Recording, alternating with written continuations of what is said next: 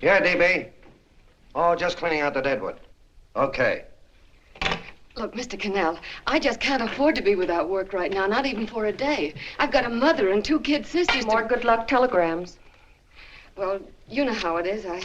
I've just got to keep on working, see? Sorry, sister. I was sent down here to clean house. I told you I can't use your column anymore. It's lavender and no lace. Send those other people in. I'll tell you what I'll do. I get $30 a week. I'll take 25, 20 if necessary. I'll do anything you say. It isn't the money. We're after circulation. What we need is fireworks. People who can hit with sledgehammers. Start arguments. Oh, I can do that. I know this town inside out. Oh, give me a chance, All please. right, come in. Cashier's got your check. Who are these people? Gibbs, Frawley, Cunningham, Giles. Hey, you sister. Don't forget to get out your last column before you pick up your check.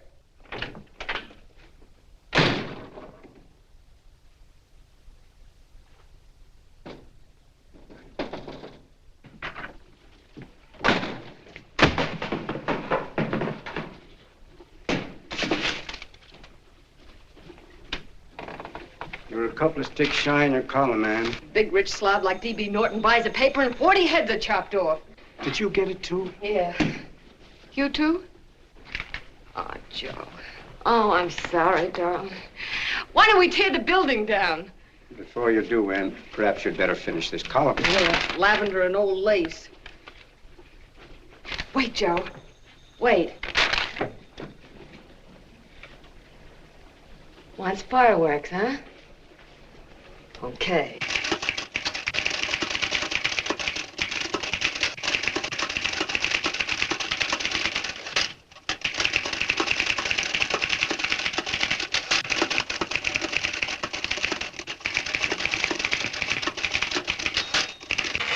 Here.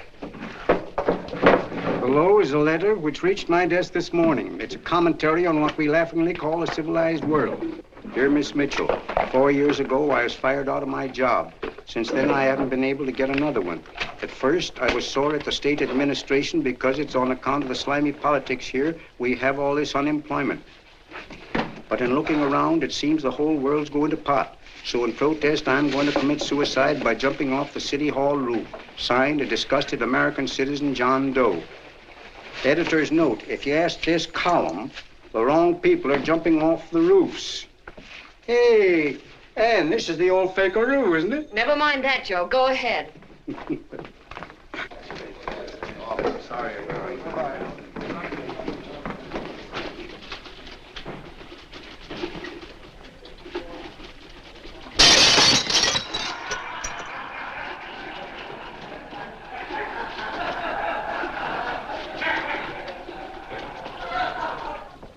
And it's because of the slimy politics that we have all this unemployment here. There it is.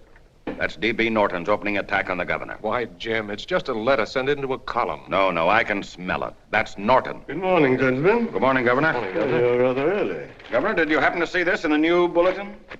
Yes. I had it served with my breakfast this morning. Jim thinks it's D.B. Norton at work. Of course it is. Oh, come, Jim. That little item, D.B. Norton does things in a much bigger way. This is his opening attack on you, Governor. Take my word for it. What did he buy a paper for? Why did he engage a high-pressure editor like Connell for? He's in the oil business. I tell you, Governor, he's after your scalp. All right, Jim, all right. Don't burst a blood vessel. I'll look into it. Will you get me Spencer of the Daily Chronicle, please? Yes, I saw it, Governor. If you ask me, that's a phony letter. Why, that gagger's got whiskers on it. Okay, I'll get the mayor and maybe the Chamber of Commerce to go after them. Get Mayor Lovett on the phone. Sorry, the mayor's busy on the other phone. Yes, I know, Mrs. Brewster. It's a terrible reflection on our city. I've had a dozen calls already. Spencer of the Chronicle. Hold him. Just a minute. Yes, Mrs. Brewster. I'm listening. I insist that this John Doe man be found and given a job at once. Now, if something isn't done about it, I'll call out the whole auxiliary. Yes, and the junior auxiliary, too. We'll hold a meeting and see that it is. Yes, Spencer? So, Who? The governor? Well, what about me? It's my building he's jumping off of, and I'm up for re-election, too. What are you doing? Get Connell at the bulletin.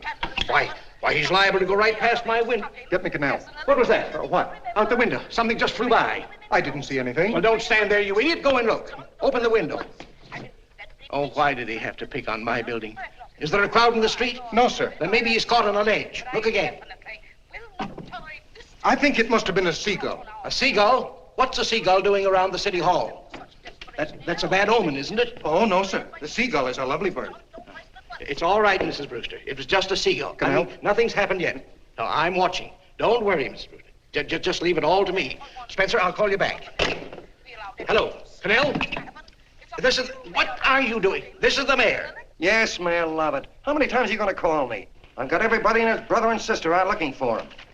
Did you see the box I'm running? An appeal to John Doe. Think it over, John. Life can be beautiful, says Mayor. If you need a job, apply to the editor of this paper and so forth and so forth. Okay, Mayor, I'll let you know as soon as I have something. What? Well, pull down the blinds. Went up to Miss Mitchell's house, boss. Boy, she's in a bad way. Where is she? Hey, do you know something? She supports a mother and 2 kids. What do you know about that? Did you find her? No. Her mother's awful worried about her. When she left the house, she said she was going on a roaring drunk. The girl, I mean. Go out and find her. Sure. Hey, but the biggest thing I didn't tell you, her old man's Doc Mitchell. You know the doc that saved my mother's life and wouldn't take any money for it? You remember that. Okay, boss, I'll go and look for her. Holy smokes, Commissioner, you've had 24 hours. Okay, Hawkshaw, grab a pencil. Here it is again. About 5'5", brown eyes, light chestnut hair, and as fine a pair of legs as ever walked into this office. Did you want to see me? No. I've had the whole Army and Navy out searching for you because that's a game we play here every day. I remember distinctly being fired. That's right. But you have a piece of property that still belongs to this newspaper, and I'd like to have it. What's that? The letter. What letter? The letter from John Doe. Oh. The whole town's in an uproar. We've got to find him, and the letter's the only clue. There is no letter. We'll get a handwriting expert to... What? There is no letter. Say that again. There's no letter. I made it up. You made it up. Mm-hmm. You said you wanted fireworks. Don't you know there are 9 jobs waiting for this guy? 22 families want to board him free. 5 women want to marry him, and the mayor's practically ready to adopt him, and you... Just call the morgue, boss. He said there's a girl there. Shut up. Ann! Say, why didn't you... Beanie. Only one thing to do, Hank. Drop the whole business quickly. How? Run a story. Say John Doe was in here and is sorry he wrote the letter and... That's right. They've got it, sure. He came in here and I made him change his mind. Bulletin editor saves John Doe's life. Why, it's perfect. I'll have Ned write it up. Oh, Ned, I got a story I want you to... Wait a minute. Listen, you great, big, wonderful genius of a newspaper man. You came down here to shoot some life into this dying paper, didn't you? Well, the whole town's curious about John Doe, and boom, just like that, you're going to bury him. There's enough circulation in that man to start a shortage in the ink market. In what man? John Doe. What John Doe? John Doe, the one I made up. Look, genius, now look. Suppose there was a John Doe and he walked into this office. What would you do? Find him a job and forget about the whole business, I suppose, huh? Not me. I'd make a deal with him. A deal? Sure, when you get hold of a stunt that sells papers, you don't drop it like a hot potato. Well, this is good for at least a couple of months. You know what I'd do? Between now and, let's say, Christmas when he's going to jump, I'd run a daily on. Starting with his boyhood, his schooling, his first job. A wide-eyed youngster facing a chaotic world. The problem of the average man, of all the John Does in the world. Now, then comes the drama. He meets discouragement. He finds the world his feet of clay. His ideals crumble. So what does he do? He decides to commit suicide and protest against the state of civilization. He thinks of the river, but no. No, he has a better idea. The city hall. Why? Because he wants to attract attention. He wants to get a few things off his chest, and that's the only way he can get himself heard. So? So he writes me a letter, and I dig him up. He pours out his soul to me. And from now on, we quote, I protest by John Doe. He protests against all the evils in the world. The greed, the lust, the hate, the fear. All of man's inhumanity to man. Arguments will start. Should he commit suicide or should he not? People will write in pleading with him. But no, sir, John Doe will remain adamant. On Christmas Eve, hot or cold, he goes. See? Very pretty. Very pretty indeed, Miss Mitchell. But would you mind telling me who goes on Christmas Eve? John Doe. What John Doe? The one we hire for the job, you lunkhead. Wait a minute. Let me get this through this lame brain of mine. Are you suggesting we go out and hire someone to say he's going to commit suicide on Christmas Eve? Is that it? Well, you're catching on. Who, for instance? Anybody. Beanie'll do. Why, sure. Who, me? Jump off a... Oh, no, any time at Christmas. I'm superstitious.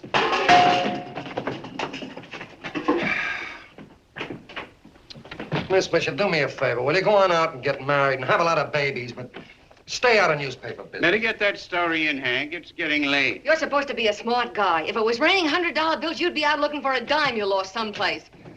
Holy smokes, wasting my time listening to this mad woman. Look, Chief, look at the Chronicle. It's running on John Doe. They say it's a fake. Why the no good the John Doe story, amateur journalism. It's palpably phony. It's a wonder anyone is taking it serious. What do you think of those guys? That's fine. That's fine. Now fall right into their laps. Go ahead. Say John Doe walked in and called the whole thing off. You know what that's going to sound like on top of this. That's all, Ned. Thank you. All right. Amateur journalism, huh? Why, that bunch of sophomores. I can teach them more about... Hey, boss, get a load of this. What? Look. What do they want? They all say they wrote the John Doe letter. Yeah, oh, they all wrote the letter. Tell them all to wait. Look, Mr. Connell, one of those men is your John Doe. They're desperate and will do anything for a cup of coffee. Pick one out and you can make the Chronicle eat their words. I'm beginning to like this. If you ask me, Hank, you're playing around with dynamite. No. The gal's right. We can't let the Chronicle get the laugh on us. We've got to produce a John Doe now. Amateur journalism, huh? I'll show those guys. Sure, and there's no reason for them to find out the truth either, because naturally, I won't say anything. Okay, sister, you get your job back. Plus a bonus. What bonus? Or the bonus of $1,000 the Chronicle was going to pay me for this little document.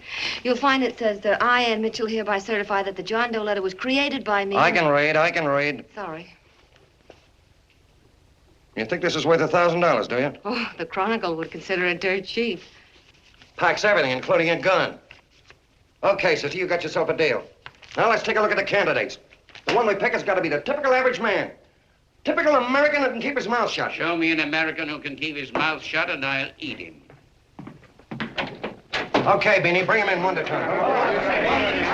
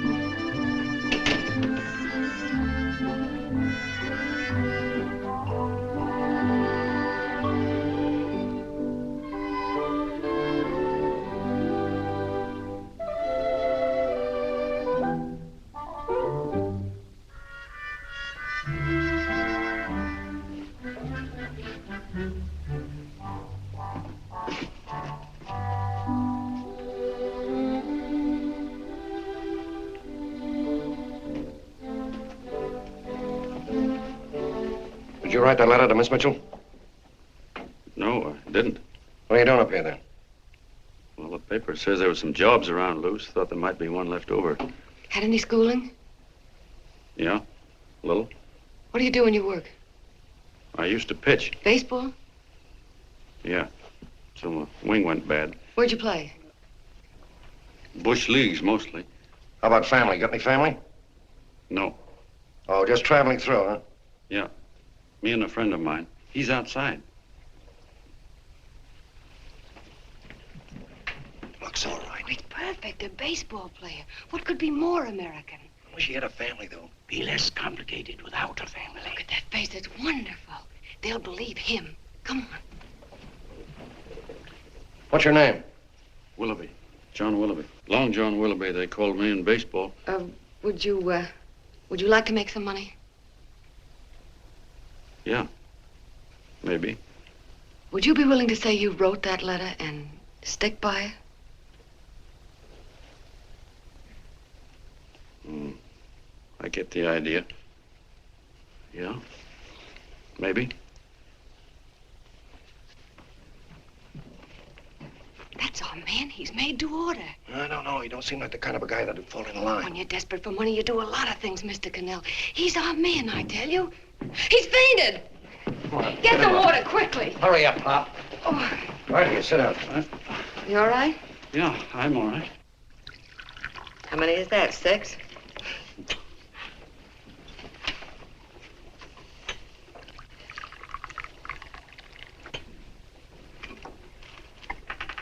Pretty hungry, weren't you?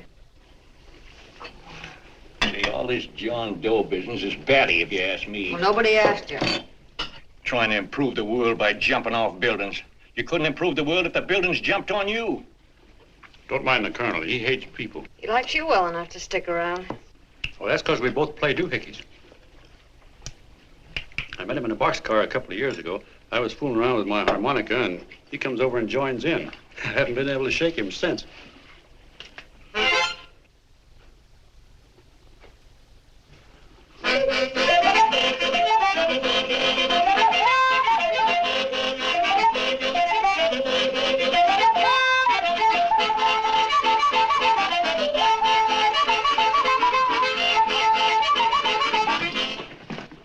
Here he is. No, you can't take pictures of him like that, eating a sandwich and with a beard. But he's going to jump off a building. Yes, but not because he's out of a job. That's not news. This man's going to jump as a matter of principle. Well, maybe you're right. We'll clean him up and put him in a hotel room under bodyguards. We'll make a mystery out of him. Did you speak to Mr. Norton? Thinks it's terrific. Says for us to go the limit. Wants us to build a bonfire under every big shot in the state. Oh, swell. Is that the contract? Yeah. What's he doing here? Friend of his. They play duets together. Duets? But can we trust him? Oh. I trust him.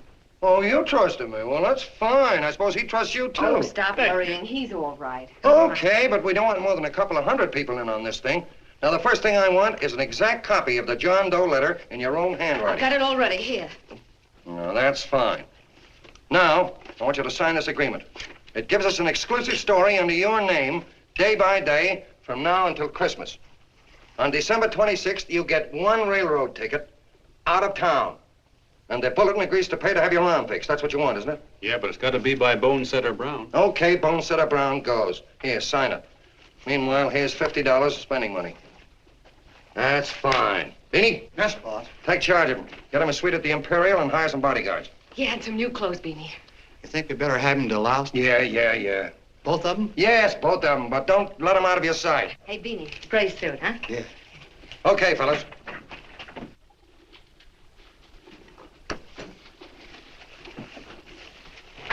Take it easy, John Doe. And you start pounding that typewriter. Oh, boy, this is terrific. No responsibilities on our part, just statements from John Doe, and we can blast our heads off. Before you pop too many buttons, don't forget to make out that check for $1,000. Okay, fellas, now, let me see. You sit outside the door. Nobody comes in, see? You two fellas sit in here. Hey, pretty nifty, huh? You ain't gonna get me to stay here. Sure you are. No, sir. That spot under the bridge where we slept last night's good enough for me. Say, what'll I do with this baggage? I'll stick him in the bedroom. Give me mine. I ain't staying. You know, we were headed for the Columbia River country before all this John Doe business came up. You remember that, don't you? Sure, I remember. Say, your ears popped coming up in the elevator. Mine did. All along, John. I tell you, it's no good. You're gonna get used to a lot of stuff that's gonna wreck you. Why, that $50 in your pocket's beginning to show up on you already. And don't pull that on me, neither. Stop worrying, Colonel. I'm going to get my arm fixed out of this. Hey, here's some cigars the boss sent us. Have one. Hey, Help cigars. yourself. No.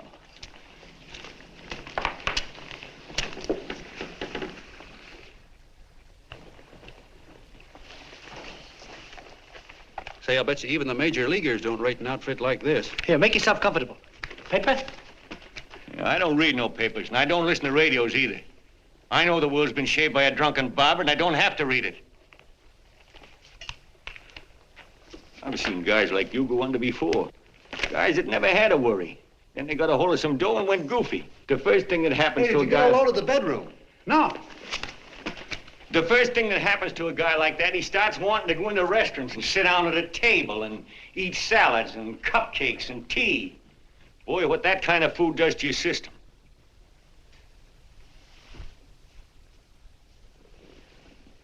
The next thing the dope wants is a room. Yes, sir, a room with steam heat and curtains and rugs. And before you know it, he's all softened up and he can't sleep unless he has a bed. Hey, stop worrying, Colonel. $50 ain't gonna ruin me. I've seen plenty of fellas start out with $50 and wind up with a bank account. Hey, what's the matter with the bank account anyway? And let me tell you, Long John, when you become a guy with a bank account, they got you. Yes, sir, they got you. Who's got him? The helots. Who? Hey, there's the City Hall tower I was supposed to jump off of. It's even higher than this. Who's got him? The helots. Woo! Hey, wait a minute! You're not supposed to jump till Christmas Eve. Do you want to get me in a jam? If it's going to get you in the jam, I'll do you a favor. I won't jump. And when they got you, you got no more chance than a road rabbit. Hey, who'd you say was going to get him? Say, is this one of those places where you ring if you want something? Yeah, just use the phone. Boy, I've always wanted to do this. Hey, Doc, look. Look, Doc. Give me that again, will you? Who's going to get him? The helots. Who are they? Listen, Sucky, you ever been broke? Sure, mostly often. All right. You're walking along. Not a nickel in your jeans. You're free as the wind. Nobody bothers you. Hundreds of people pass you by in every line of business. Shoes, hats, automobiles, radios, furniture, everything. And they're all nice, lovable people. And they let you alone. Is that right?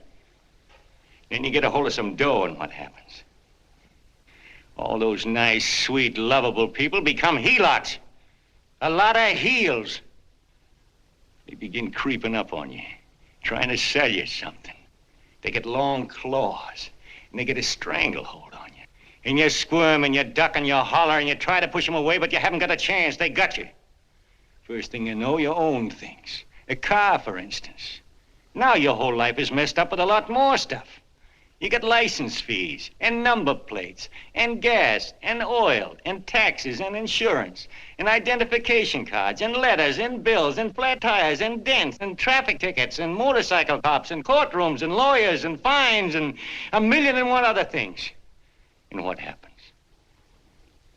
You're not the free and happy guy you used to be.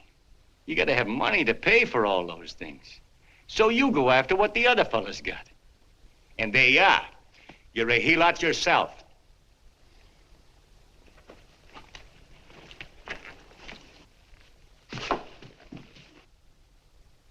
You win, Colonel. Here, take the 50.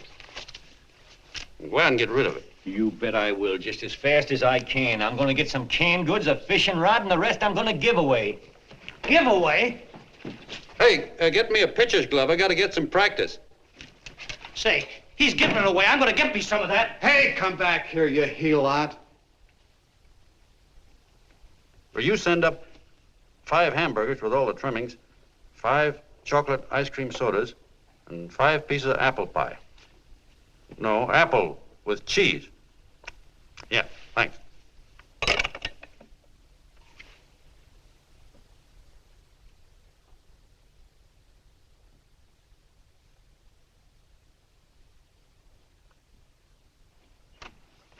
Hello there.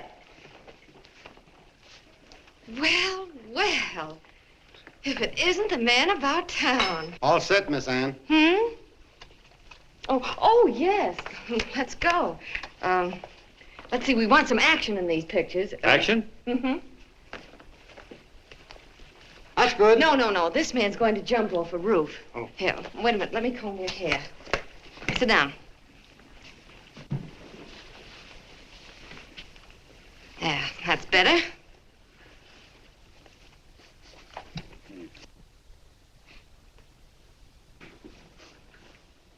You know, he's got a nice face, hasn't he? Yeah, he's pretty.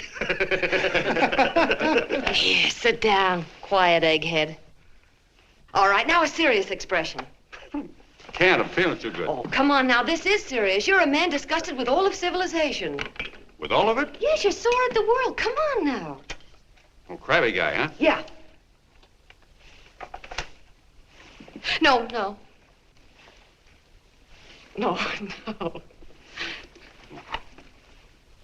No, look. You don't have to smell the world. Well, all those guys in the Never picture mind those guys. All right, stand up. Now, let's see what you look like when you protest. Against what? Against anything, just protest. You got me. Oh, look, I'm the umpire, and you just cut the heart of the plate with your fast one, and I called it a ball. What would you do? Oh, you did, huh? Yeah. Why can't you call him right, you boneheaded... Grab it, Eddie, grab it!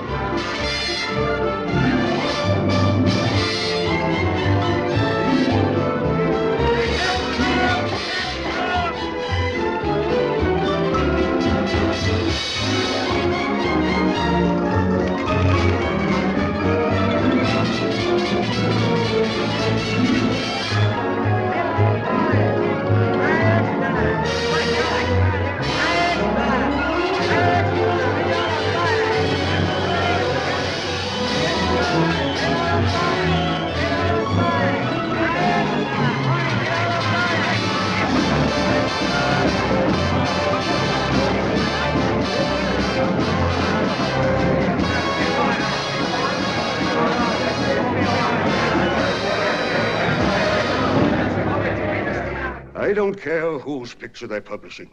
I still say that this John Doe person is a myth, and you can quote me on that. And I'm going to insist on his being produced for questioning.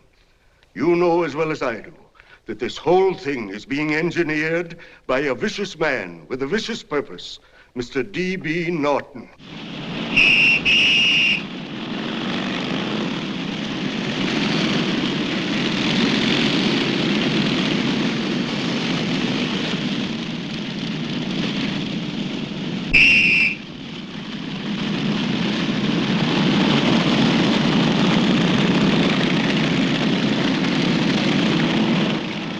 Connell and Miss Mitchell are at the house, sir. Oh, they are?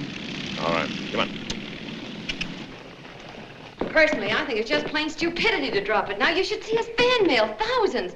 Why, it's going over like a house afire. What are you afraid of, Connell? It's doubled our circulation. Yeah, but it's got everybody sore. Ads are being pulled. The governor's starting a libel suit. What's more, they all know John Doe's a phony, and they insist on seeing Well, what about it? Let them see him. We'll go on one better. They can also hear him. You own a radio station, Mr. Norton. Why not put him on the air? Watch out for this damn DB. She'll drive you batty. Oh, Look, we can't let him get to this Bush League pitcher and start pumping him. Good night.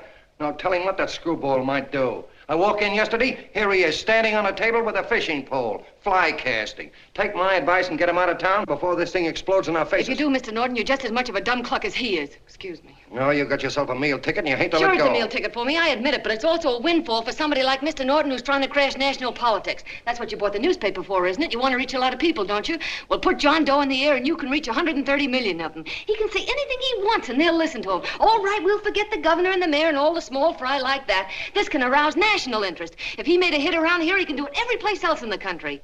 And you'll be pulling the strings, Mr. Norton. Go down to the office and arrange for some radio time. What, DB, you're not going I to want it as soon as possible. Okay. I just came in to get warm myself. Come on, let's go. Don't you go. I want to talk to you.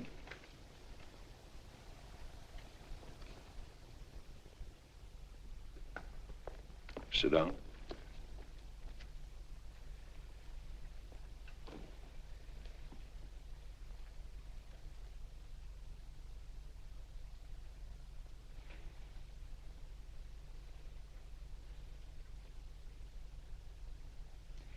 Hey, this John Doe idea was yours, huh?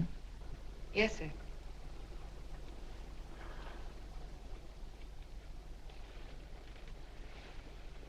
How much money do you get? $30. $30.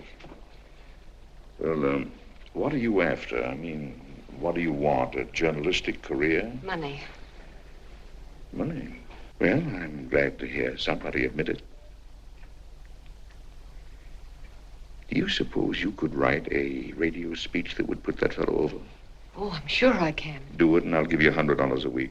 $100? That's only the beginning.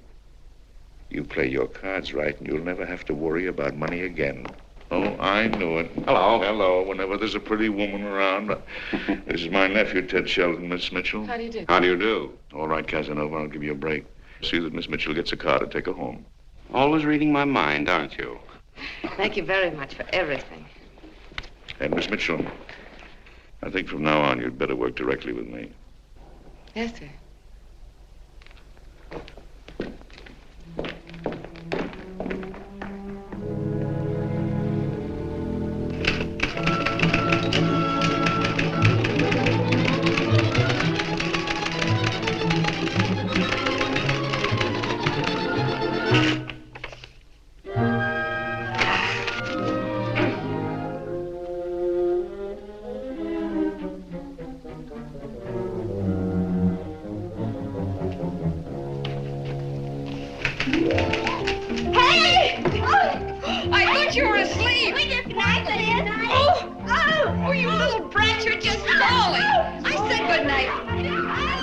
Come, children. It's past your bedtime. Go on, Mama. Come on. Now, scooch off the bed. Before through me, I'm done. I'll never get this speech right. Oh, yes, you will, Ann, dear. You're very clever. Yeah, I know. What are you looking for? Your purse. I need $10. What for? I gave you 50 just the other day. Yes, I know, dear, but Mrs. Burke had her baby yesterday. 9 pounds. And there wasn't a thing in the house. And then the community chest lady came. And the 50's all gone, huh? Who's the 10 for? The Websters. The Websters. You remember those lovely people your father used to take care of. I thought I'd buy them some groceries. Oh, Anne, dear, it's a shame those You're poor... marvelous, Ma. You're just like Father used to be. Do you realize a couple of weeks ago we didn't have enough to eat ourselves? Well, yes, I know, dear, but these people are in such need. And we have plenty now. If you're thinking of that $1,000, forget it. It's practically all gone. We owed everybody in town. Now, you just gotta stop giving all your money away. Oh, Anne, dear. Oh, I'm sorry, Ma. Oh, don't pay any attention to me. I guess I'm just upset about all this. Gee whiz, here I am with a great opportunity to get somewhere, to give us security for once in our lives, and I'm stuck. If I could put this over, your Mrs. Burke can have 6 babies. You mean this speech you're writing? Yeah, I don't know. I simply can't get it to gel. I created somebody who's going to give up his life for a principle. Hundreds of thousands of people are going to listen to him over the radio. And unless he says something that's sensational, it's just no good. Well, honey, of course, I don't know what kind of a speech you're trying to write, but judging from the samples I've read, I don't think anybody will listen. What? Darling, there's so many complaining political speeches. People are tired of hearing nothing but doom and despair on the radio. If you're going to have him say anything, why don't you let him say something simple and real, something with hope in it?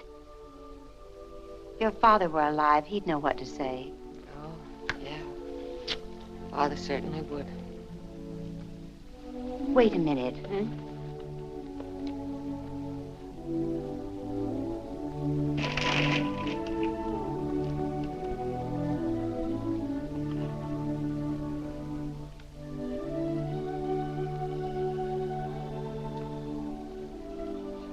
That's your father's diary, Anne. Father's... I never knew he had a diary. There's enough in it for 100 speeches. Things people ought to hear nowadays. You'll be careful of it, won't you, dear? It's always helped to keep your father alive for me. You bet I will, Ma. Wait a minute. John Doe don't want to sign no autographs. Well, what does he do all day? What does he do all day? He's writing out his memories. Sorry, lady, you can't see Mr. Doe. He wants to be alone. No, he just sits around all day and commutes with himself.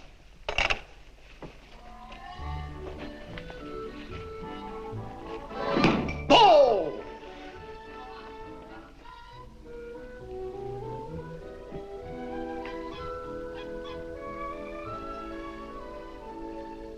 I don't know how you're going to stand it around here till after Christmas.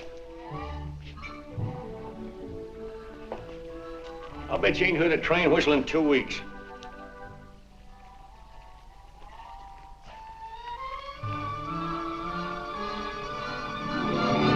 Steve, right!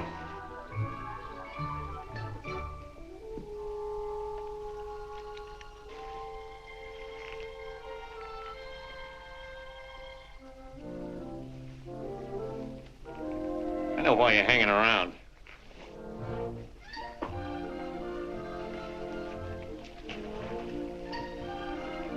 You're stuck on the girl.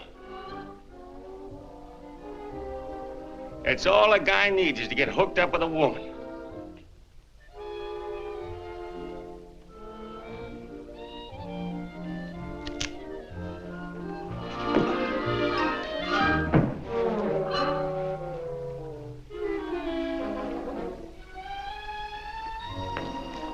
What was that, a single?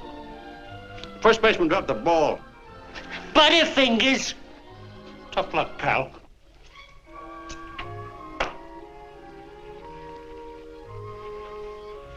Guy has a woman on his hands. First thing he knows, his life is balled up with a lot more things.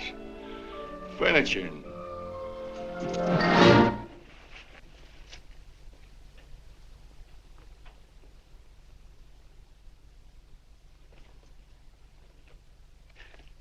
Did you get him?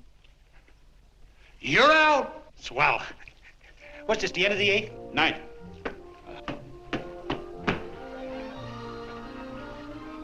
Hey, Beanie, there's a couple of mugs from the Chronicle snooping around out here. Huh. Come on, Angel Face. Gangway. What's the score, Angel Face? 3-2, off paper. Gee, that's great.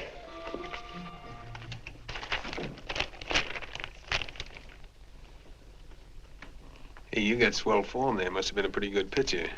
Pretty good. Say, I was just about ready for the major leagues when I chipped a bone in my elbow. I got it pitching a 19-inning game. 19? Yeah. There was a major league scout there watching me, too. And he came down after a game of the contract. You know what? I couldn't lift my arm to sign it. I'll be okay, though, as soon as I get it fixed up. It's too bad. What do you mean, too bad? Huh? Oh, that you'll never be able to play again. What are you talking about? I just told you I was going to get Well, you know how they are in baseball if a guy's mixed up in a racket. Racket? What do you mean? Well, I was just thinking about this John Doe business. Why, as soon as it comes out it's all a fake, you'll be washed up in baseball, won't you? Yeah. Hey, doggone. I never thought about that.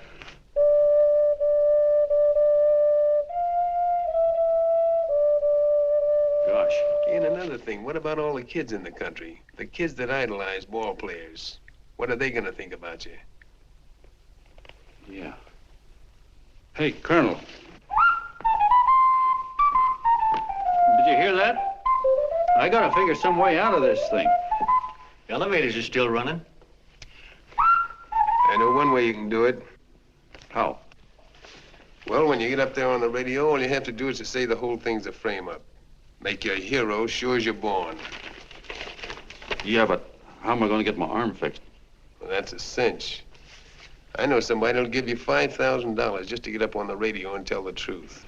$5,000? Yeah, $5,000, and he gets it right away.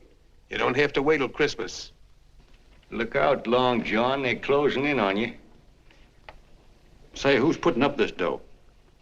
Fellow runs the Chronicle.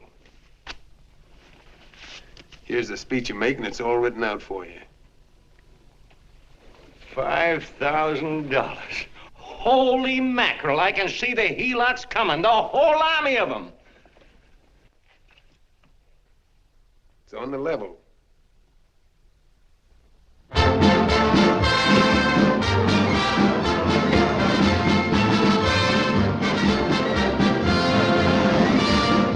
No, I'm sorry. Tickets for the broadcast are all gone. Phone the bulletin. Sorry, no more tickets left.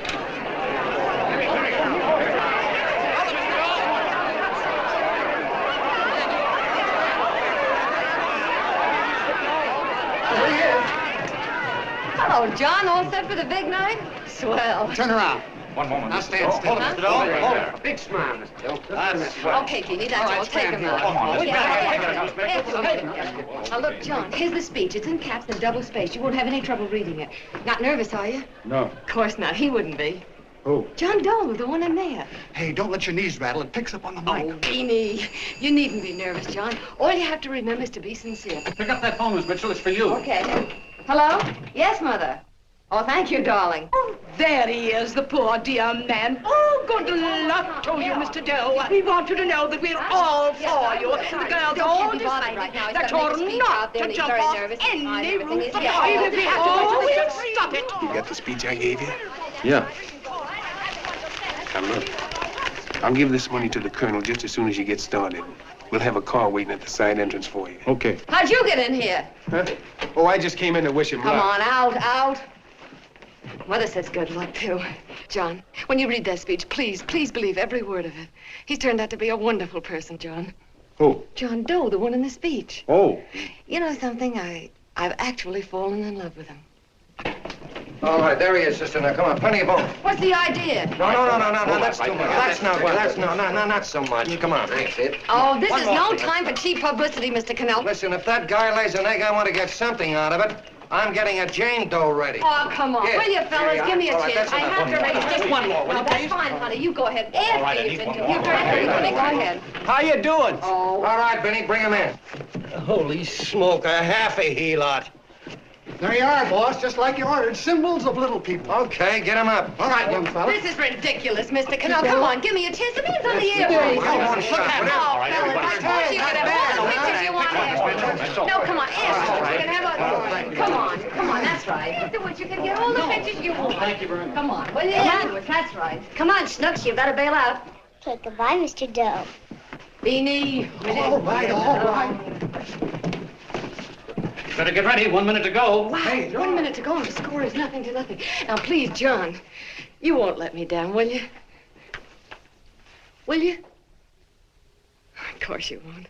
If you'll just think of yourself as the real John Doe. Listen, everything in that speech are things a certain man believed in. He was my father, John. And when he talked, people listened. And they'll listen to you, too. Funny. You know what my mother said the other night? She said to look into your eyes, that I'd see Father there. Hey, what do you say? Okay, we're coming. Come on. Now listen, John, you're a pitcher. Now get in there and pitch. Good luck. Give him room, let him through. Come on.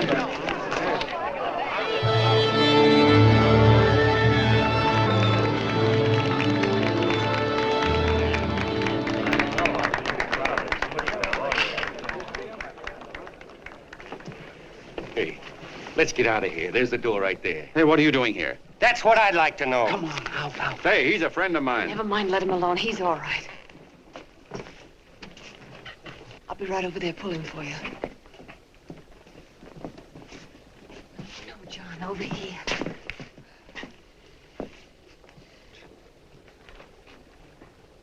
Stand by.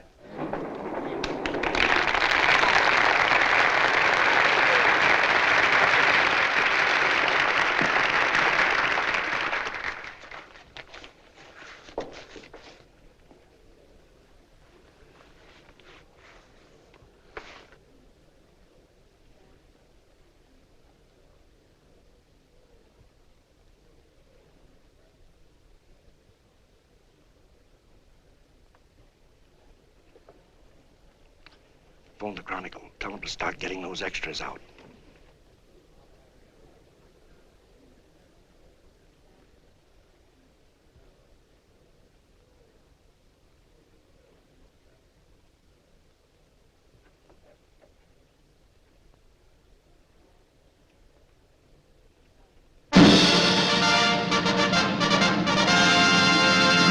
And good evening, ladies and gentlemen. This is Kenneth Fry speaking for the New Bulletin. Tonight we give you something entirely new and different.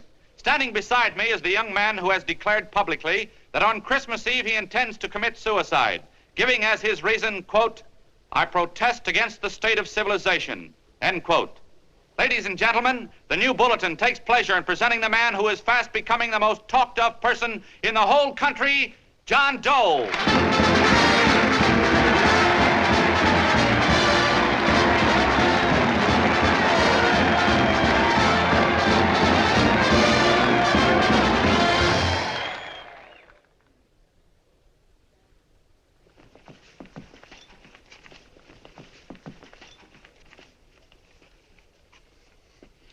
Ladies and gentlemen, I am the man you all know as John Doe. I took that name because it seems to describe the average man. And that's me. And that's me. Well, it was me before I said I was going to jump off the city hall roof at midnight on Christmas Eve. Now I guess I'm not average anymore. Now I'm getting all sorts of attention. From big shots, too. We've been double-crossed. The mayor and the governor, for instance. They don't like those articles I've been writing. You're an imposter, young fella. That's a pack of lies you're telling. Who wrote that speech for you? Benny, get that guy. Hey, Ken.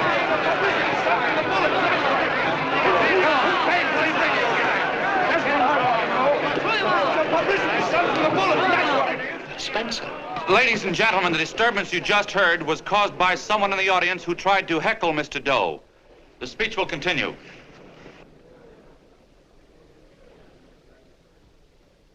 Well, people like the governor and that fella there can stop worrying. I'm not going to talk about them. I'm going to talk about us, the average guys, the John Does. If anybody should ask you what the average John Doe is like, you couldn't tell him because he's 1,000,001 things. He's Mr. Big and Mr. Small. He's simple and he's wise. He's inherently honest, but he's got a streak of larceny in his heart. He seldom walks up to a public telephone without shoving his finger into the slot to see if somebody left a nickel there.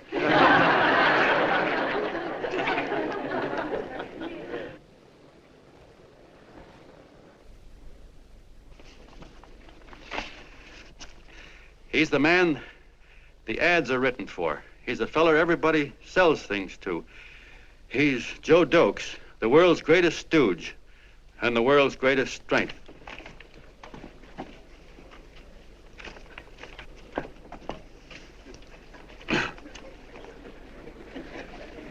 Yes, sir.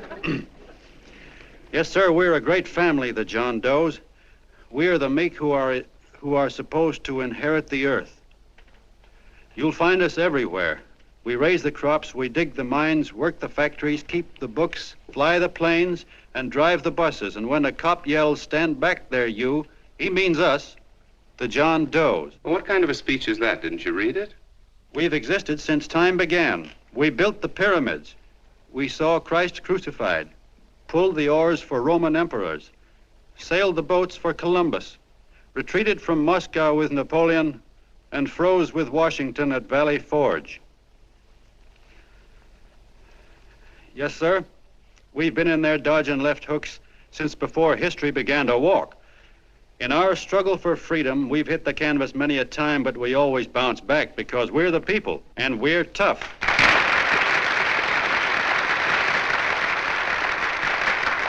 They've started a lot of talk about free people going soft, that we can't take it. That's a lot of hooey. A free people can beat the world at anything, from war to tiddlywinks, if we all pull in the same direction.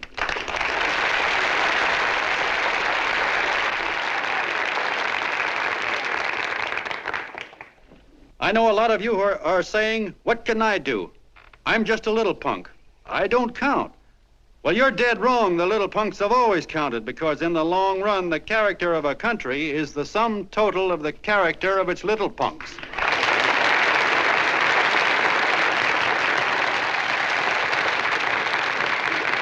But we've all got to get in there and pitch. We can't win the old ball game unless we have teamwork. And that's where every John Doe comes in. It's up to him to get together with his teammate. And your teammate, my friends, is the guy next door to you. Your neighbor. He's a terribly important guy, that guy next door. You're going to need him, and he's going to need you, so look him up. If he's sick, call on him. If he's hungry, feed him. If he's out of a job, find him one. To most of you, your neighbor is a stranger, a guy with a barking dog and a high fence around him. Now, you can't be a stranger to any guy that's on your own team. So tear down the fence that separates you. Tear down the fence, and you'll tear down a lot of hates and prejudices. Tear down all the fences in the country, and you'll really have teamwork.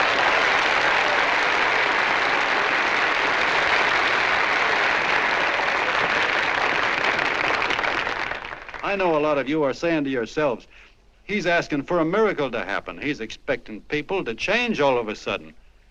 Well, you're wrong. It's no miracle. It's no miracle because I see it happen once every year, and so do you, at Christmas time. There's something swell about the spirit of Christmas, to see what it does to people, all kinds of people. Now, why can't that spirit, that same warm Christmas spirit, last the whole year round? Gosh, if it ever did, if each and every John Doe would make that spirit last 365 days out of the year, we'd develop such a strength, we'd create such a tidal wave of goodwill that no human force could stand against it. Yes, sir, my friends. The meek can only inherit the earth when the John Does start loving their neighbors. You better start right now. Don't wait till the game is called on account of darkness. Wake up, John Doe. You're the hope of the world.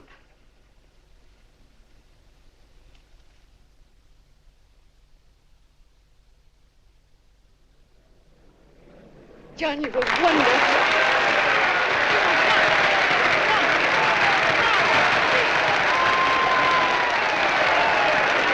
Let's get out of here. Now you're talking.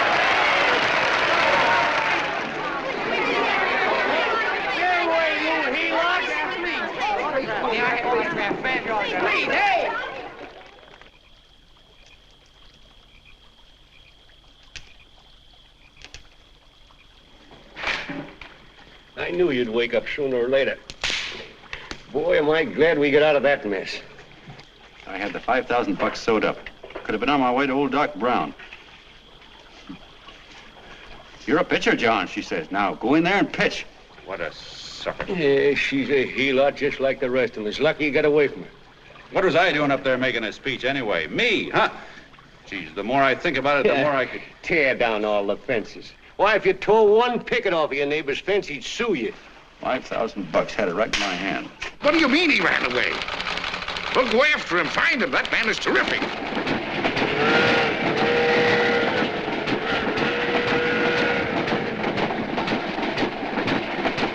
Columbia River, here we come.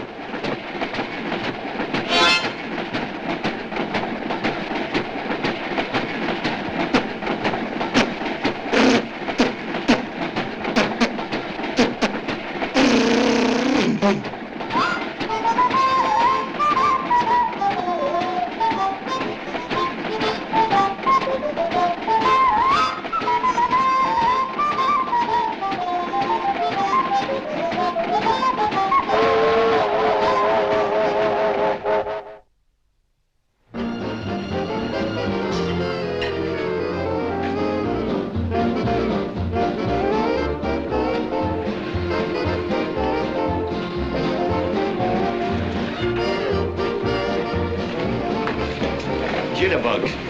Yeah. Say, how much money we got left? 4 bits. Better make it donuts, huh? Yeah.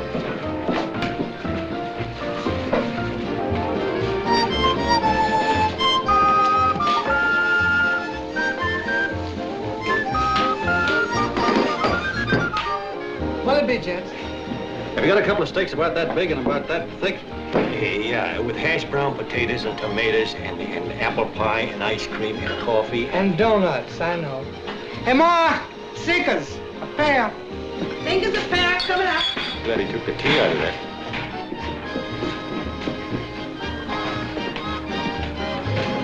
Hey, look. Join the John Doe Club. John Doe Club.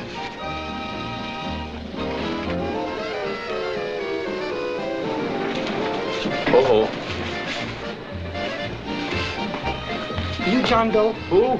John Doe. Ah, you need glasses, buddy. Oh, but gee, it's a spitting image of John Doe. Yeah, but his name is Willoughby. Oh, John Willoughby. I'm a baseball player. Sure. Oh, no, I'd know that voice anyway. You can't kid me. You John Doe.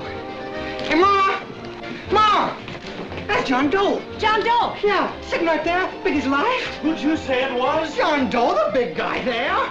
Pictures in the paper. That's John Guy. John Doe. John Doe. Sitting right there, John Doe.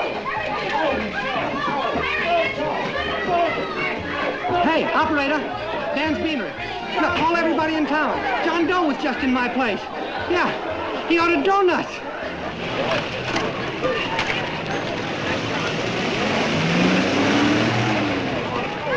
John Doe. Let's see John Doe. Come on.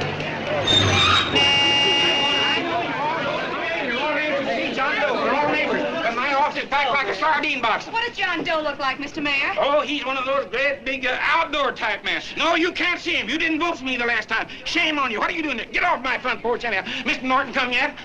Oh, well, I wonder where he's at. What's keeping him? He should have been here 15 minutes ago. Oh, there he comes now. Now, everybody on your dignity. Don't do anything to disgrace us. A little town, but we got to show off. Better let me talk to him. All right, but present it to him as a great cause for the common man. Ah, here they come. Now, give him room down there. Give him room, folks. Come on now. Come on. Here they come. Here they come. Here's Mr. Norton. How do you do, Mr. Norton? I'm Mayor Hawkins. Here's Mr. Miles. Let me go, you darn fool. I'm the mayor. Mr. Norton. Mr. Norton. Mr. Norton. I'm Mayor Hawkins. Your office telephoned me to hold him. Well, that's fine. How is he? Oh, he's fine. He's right in my office there. You know, it's a big honor having John Doe here, and you too. Haven't had so much excitement since the old city hall burned down. People are so excited and their tourists clothes off. Oh, Matilda, darling, phone the newspapers, tell them Mr. Norton's here. Step right inside, Mr. Norton. My office. Very comfortable here, Mr. Norton. Just had it air conditioned. Gangway, please. Make room for Mr. Norton. Gangway. Gangway. Here he is, Mr. Norton. Well taken care of. The neighbors are serving him a light lunch. Hello, John. Well, Mr. Mayor, if you don't mind, we'd like to talk to him alone. Why, certainly, certainly. All right, everybody. Clear out. Everybody, quickly now. Come on, you. Come on. Come on. That's it. All right. That's it. All right. Don't argue with me here. Wait till we get home. Don't you push me around like that. Even though I'm your wife, you can't push me around. Look, Mr. Norton, I think you got a lot of nerve having those people hold us here. There's nobody holding you here, Mr. Doe. It's only natural There's that nobody holding us here. Let's get going. Incidentally, my name isn't Doe. It's Willoughby. Look, John, something terribly important's happened. They're forming John Doe clubs. We know of 8 already, and they say that there's John Doe clubs? What for? To carry out the principles you talked about in your radio speech. I don't care what they're forming. I'm on my way, and I don't like the idea of being stopped either. Oh, but you don't know how big this thing is. You should see the thousands of telegrams we've received and what they're saying about you. Look, it started as a circulation stunt, didn't it? Well, you got your circulation. Now, why don't you let me alone? Oh, it started as a circulation stunt, but it isn't anymore. Mr. Norton wants to get back of it and sponsor John Doe clubs all over the country. He wants to send you on a lecture tour. Me? Uh-huh. Well, certainly, with your ability to influence people, it might grow into a glorious movement. Say, let's get something straight here. I don't want any part of this thing. If you got an idea I'm going around lecturing at people, why, you're crazy. Baseball's my racket, and I'm sticking to it. Come on, Colonel, let's get out of here. John, please. I just got rid of one crowd. Oh, but please, Mr. Mayor, tell him the John Doe Club wants to talk to him. Let them in, Mr. Mayor. Let them come in. Okay, folks, but remember your manners. No stampeding. Walk slow, like you do when you come to pay your taxes.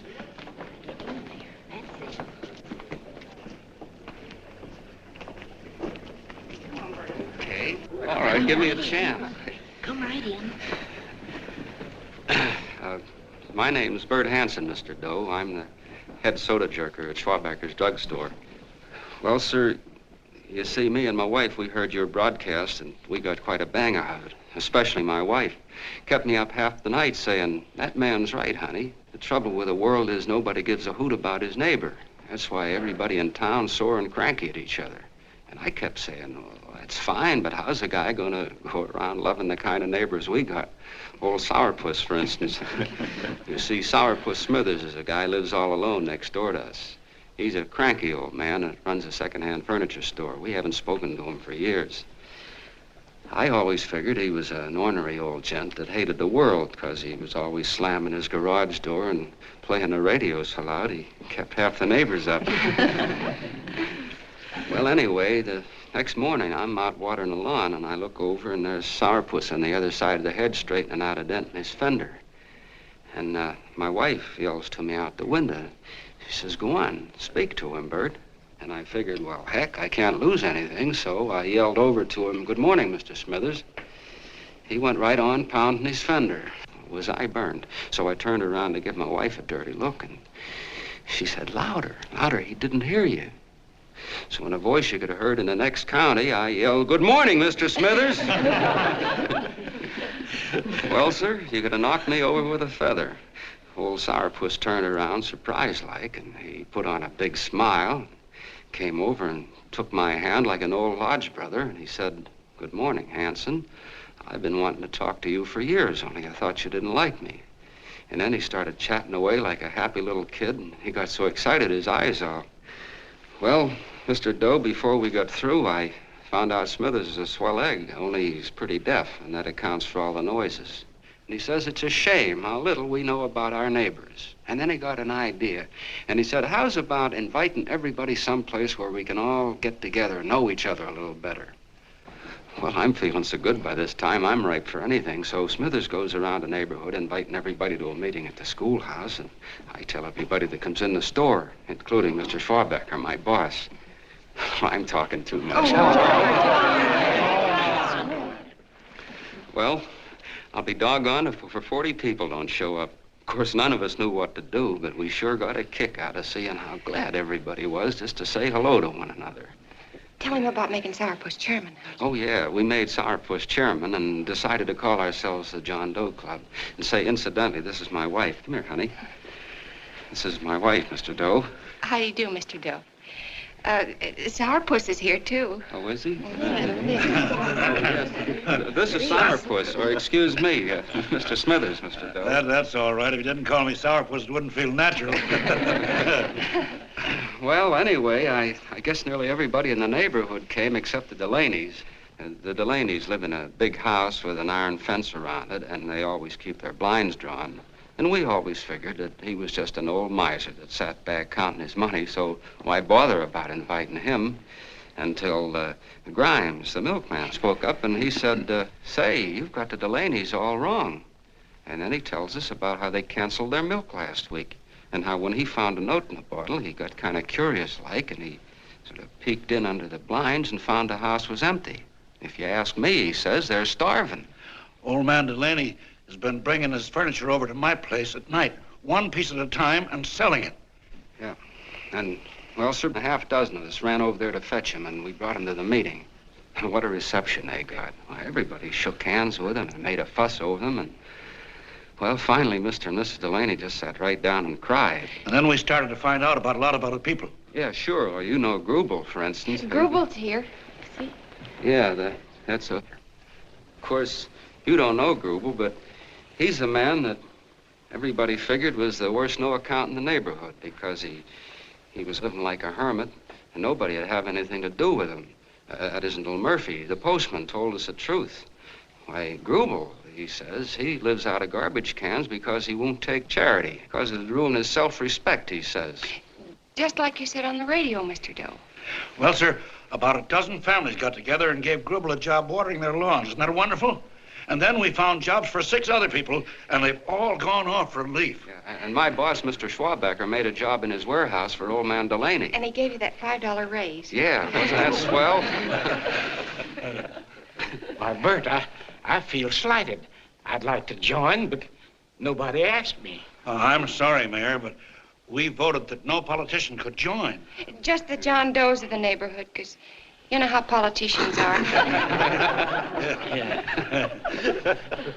Well, the reason we wanted to tell you this, Mr. Doe, was just to give you an idea of what you started. And from where I'm sitting, I don't see any sense in you jumping off any building. No. Well, thank you for listening. Goodbye, Mr. Doe. You're a wonderful man, and it strikes me you can be mighty useful walking around for a while. Hey, goodbye, Mr. Doe. Goodbye, Mr. Doe.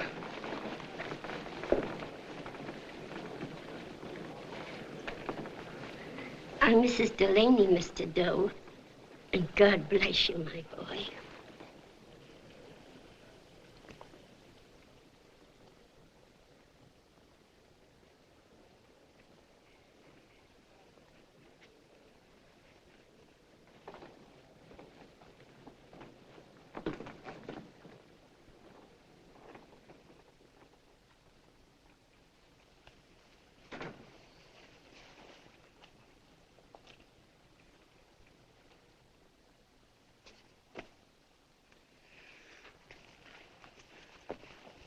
Gee whiz, I'm all mixed up.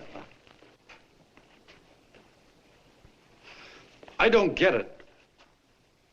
Look, all those swell people think I'm going to jump off a building or something. I never had any such idea. Gosh.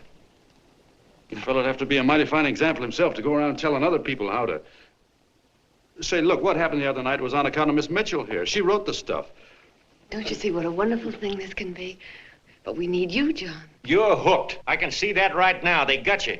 Well, I'm through. For 3 years, I've been trying to get you up to the Columbia River country. First, it was your glass arm. Then it was the radio. And now it's the John Doe clubs. Well, I ain't waiting another minute. Gangway, you helots. Hey, Colonel, wait a minute. Oh, please, Hey, Colonel! I want you personally to go along with John Doe and Miss Mitchell and handle the press and the radio. Me? Yes, I don't want to take any chances. And Johnson. Yes, Stevie? Your crew will do the mop-up job. They'll follow John Doe into every town, see that the clubs are properly organized and the charter's issued. Right. There are only 8 flags up there now. I want to see that map covered before we get through.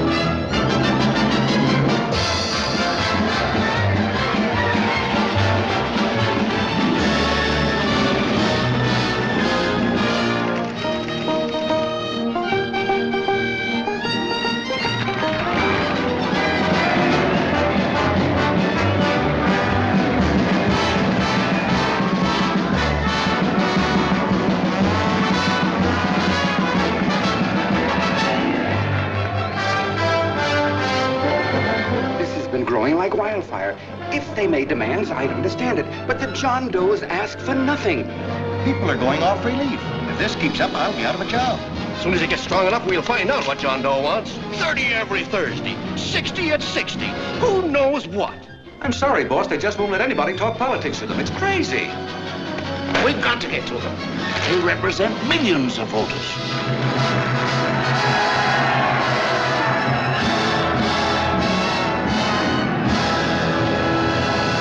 I tell you, ladies and gentlemen, this thing has been nothing short of a prairie fire.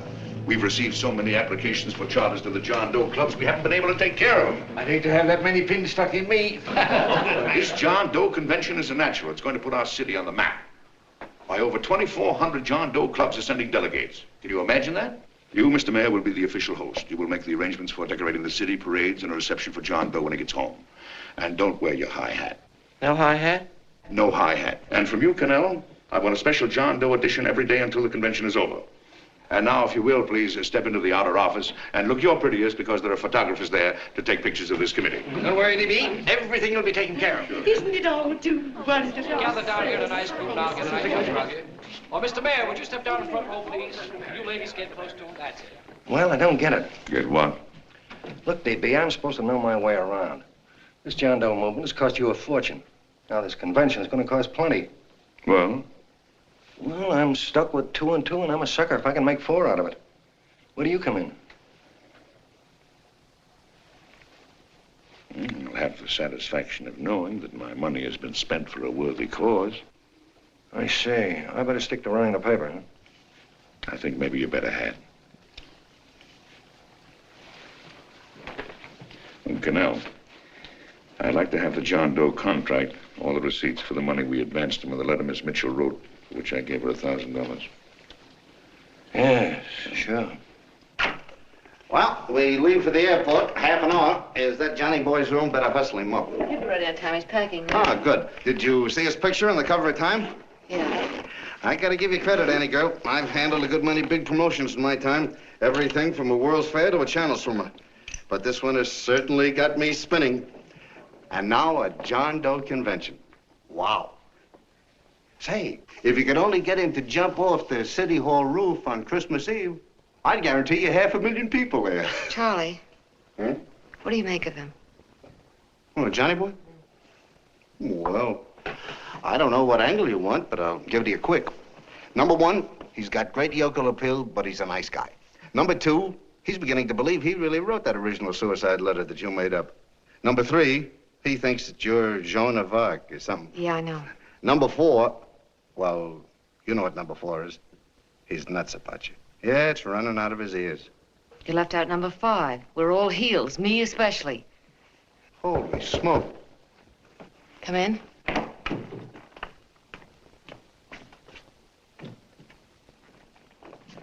Small pack. Good, I'll go and get Beanie Boy. Okay, Charlie boy.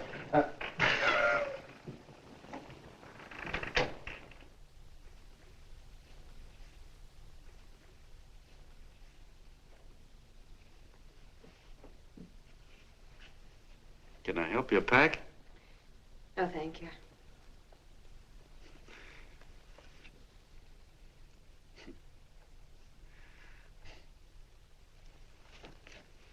Do you care if I sit down out here? No.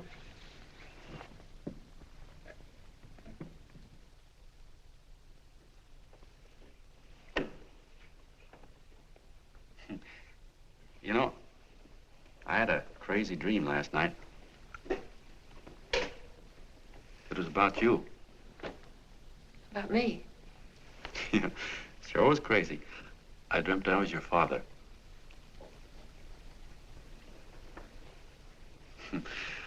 There was something I was trying to stop you from doing. So I got up out of bed and I walked right through the wall here, right straight into your room. You know how dreams are. And there you were in bed. But you're a little girl, you know, about 10. And very pretty, too. So I shook you, and the moment you opened your eyes, you hopped out of bed and started running like the devil in your nightgown. You ran right out the window there, and you ran out over the tops of buildings and roofs and everything for miles. And I was chasing you. And all the time you were running, you kept growing bigger and bigger and bigger, and pretty soon you were as big as you are now, you know, grown up. And all the time I kept asking myself, what am I chasing her for? And I didn't know. Isn't that a hot one? Well, anyway, you ran into some place, and then I ran in after you, and when I got there you were getting married. And the nightgown had changed into a beautiful wedding gown. You sure look pretty, too. And then I knew what it was I was trying to stop you from doing. Dreams are sure crazy, aren't they? Well, would you like to know who it was you were marrying? Oh, a tall, handsome Ubangi, I suppose. No, not that bad. It was that fellow that sends you flowers every day. Yeah, what's his name? Mr. Norton's nephew? Ted Sheldon. Yeah, that's the one. But here's the funniest part of it all.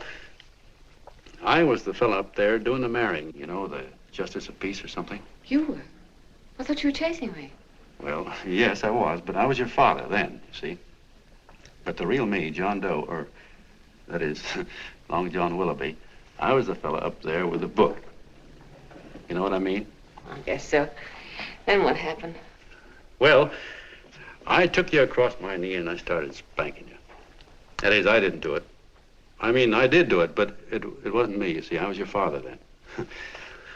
Well, I held you across my knee and I said, Annie, I won't allow you to marry a man that's just rich or that has his secretary send you flowers.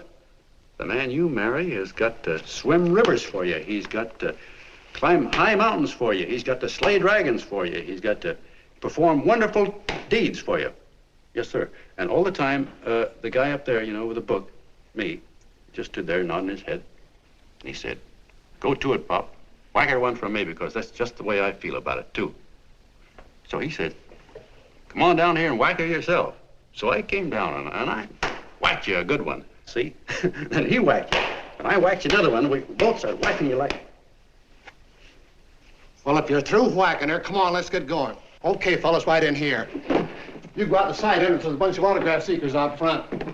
We'll be down with the bags in a minute.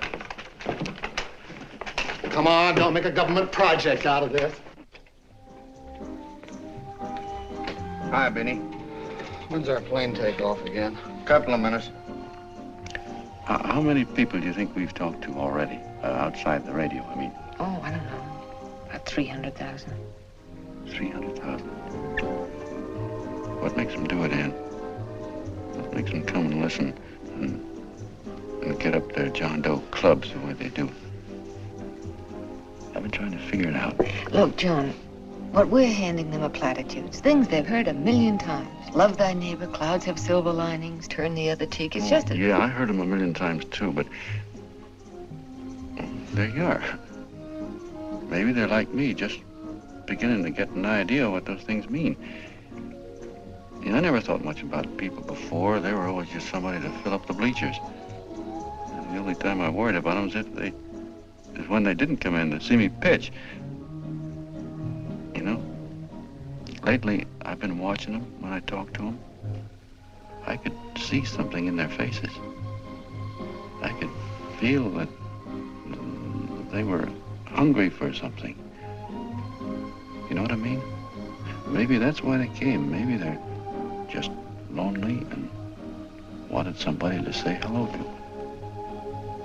I know how they feel. I've been lonely and hungry for something practically all my life.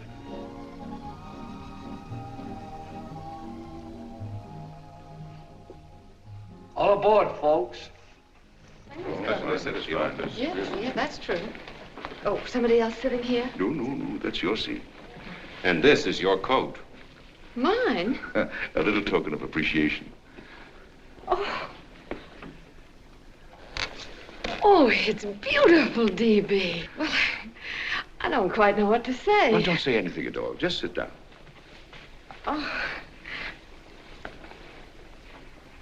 Go ahead, open it.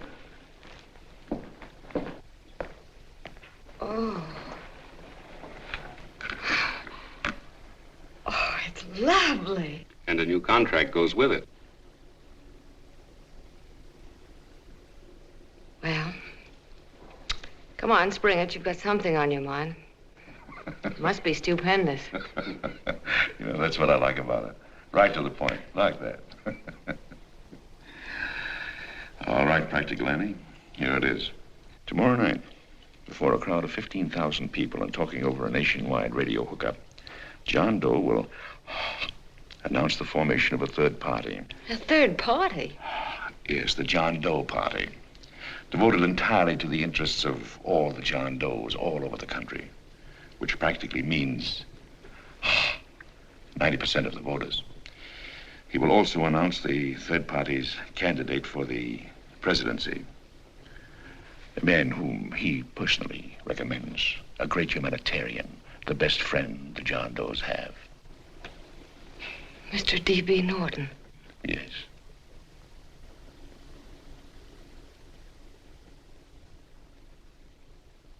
Wow.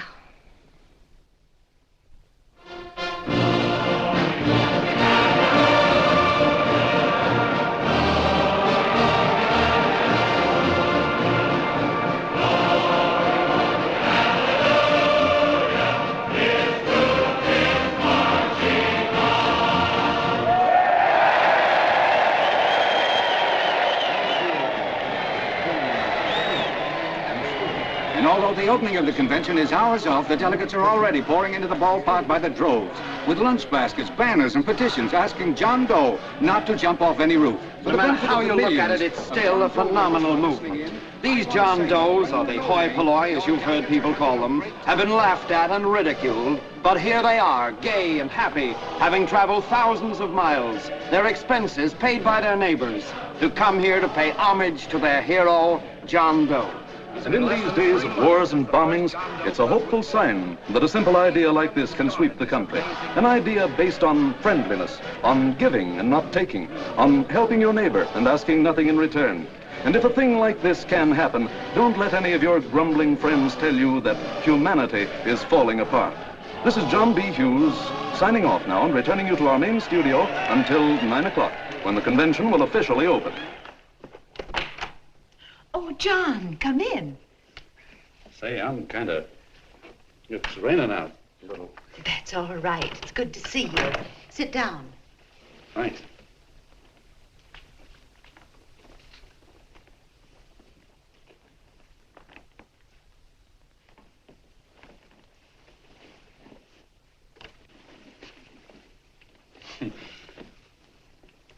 It's for Anne. Oh, how nice. Thank you very much. Flowers. I'm terribly sorry she isn't here. She isn't? No, she just left. I'm surprised you didn't run into her. She went over to Mr. Norton's house. Oh. Did you want to see her about something important? Yeah. Well, no, it'll wait. Say, he's a nice man, isn't he? Mr. Norton, I mean. He's done an awful lot for the...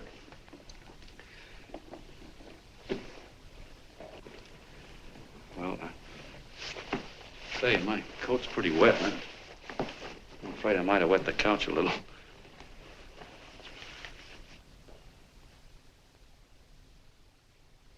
Well, I guess I'll see her at the convention later. Yes, of course. I'll see that she gets the flowers. Thanks. Good night, Mrs. Mitchell. Good night, John.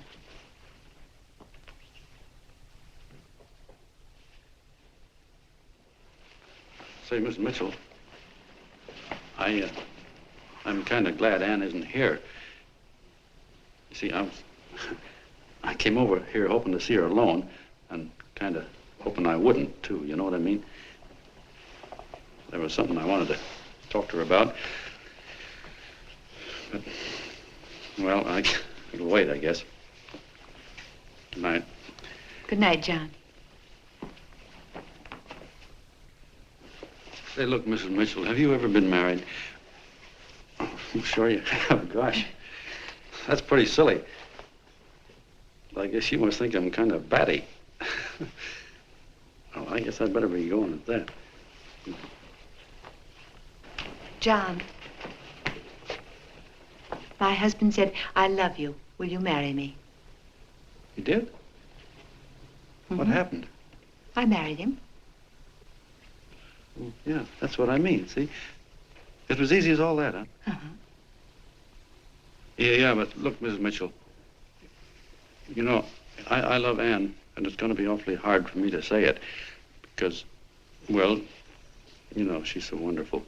And, well, the best I ever was a Bush League pitcher. And, you know, I think she's in love with another man, the one she made up. You know, the real John Doe. Well, that's pretty tough competition.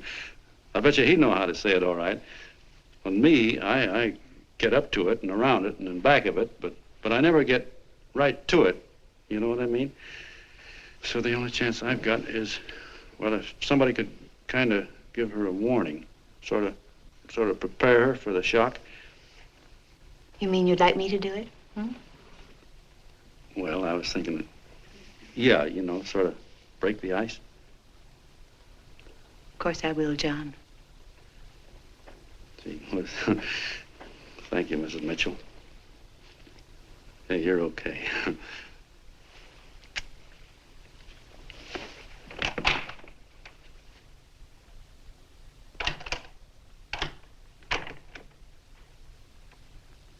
This John Doe meeting is going to be one of the biggest things that ever happened. Why, they're coming from all over. Trains, boxcars, wagons. Look out! Hello, bodyguards. Hey, had your dinner yet? No, Chip. Oh, that's all right. Well, look, no, go ahead and have your dinner. Wait a minute, John.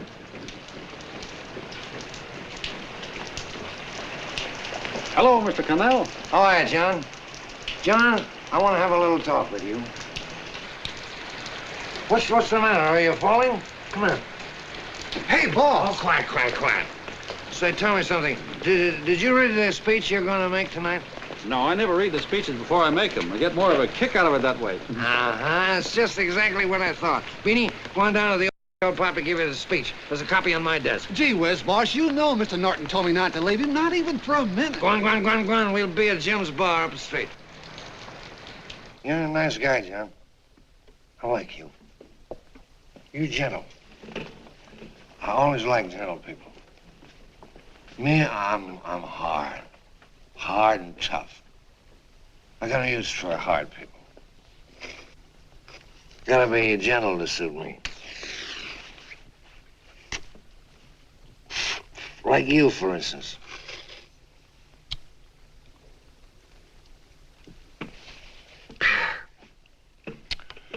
Yep, I'm hard. But you want to know something? I've got a weakness. Never guessed that, would you? Well, I have. Want to know what it is? Star-Spangled Banner. Screw you, huh? Well, maybe it is, but play the Star-Spangled Banner. I'm a sucker for it. Always gets me right here. Know what I mean? Yeah, it gets me right back here. Oh, back there, huh? Well, every man to his own taste. You weren't old enough. You weren't old enough for the World War, were you, Jim? No, of course not. No, you must have been just kidding. I was just ripe and raring to go. You know what my old man did when I joined up? He joined up, too. Got to be a sergeant. And here's a kick for you. We were in the same outfit. Funny, huh? Hmm?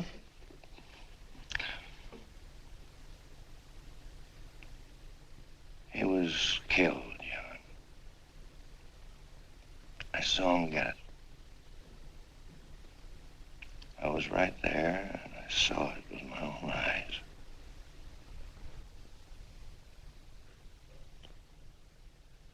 Me, I came out without a scratch. That is, excepting my ulcers.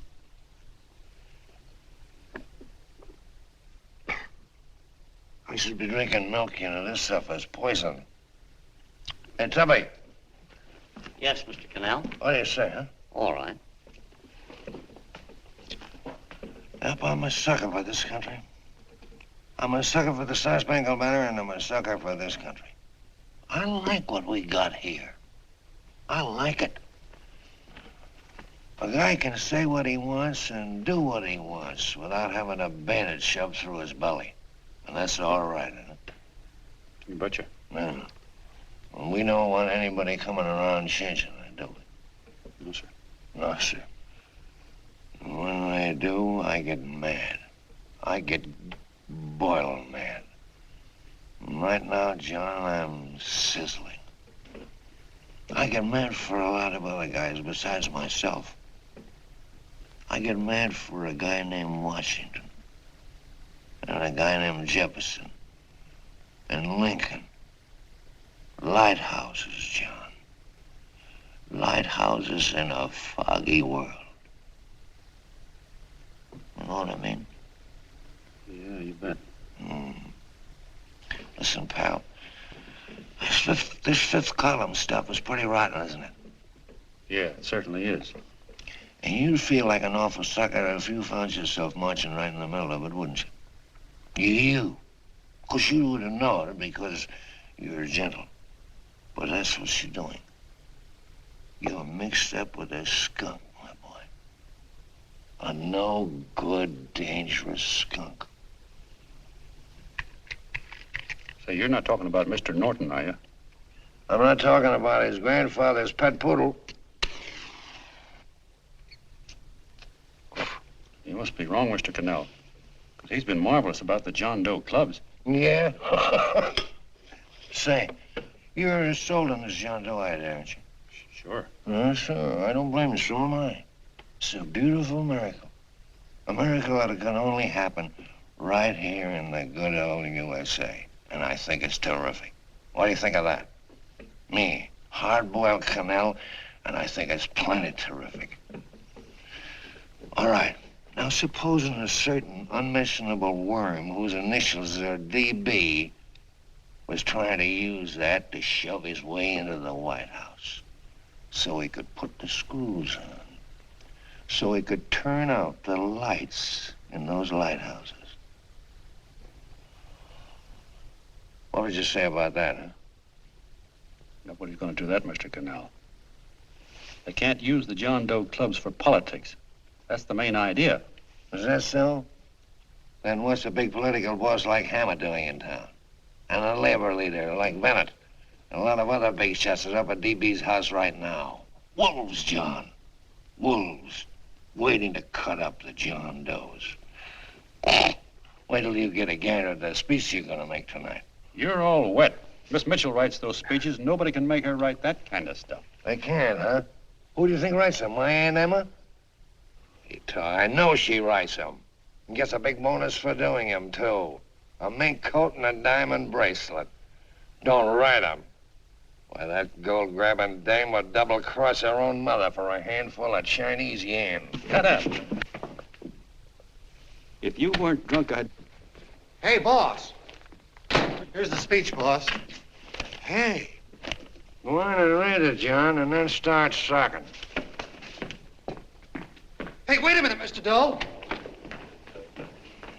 Tubby? Yes, sir. Better bring me a glass of milk. I'm smoking too much. Yes, Charlie? Got everything all set? Fine. John Doe been taken care of? Good. How many people do you think will be there? 15,000? Oh, my, that's fine. Now, listen, Charlie. As soon as John Doe stops talking about me, I want you to start that demonstration. And make it a big one, you understand? Don't worry about that, DB. My boys are there. They'll take care of it. What? Yes, I'll be there 15 minutes after I get your call. Why, Mr. Doe. Where are they? In the dining room, sir.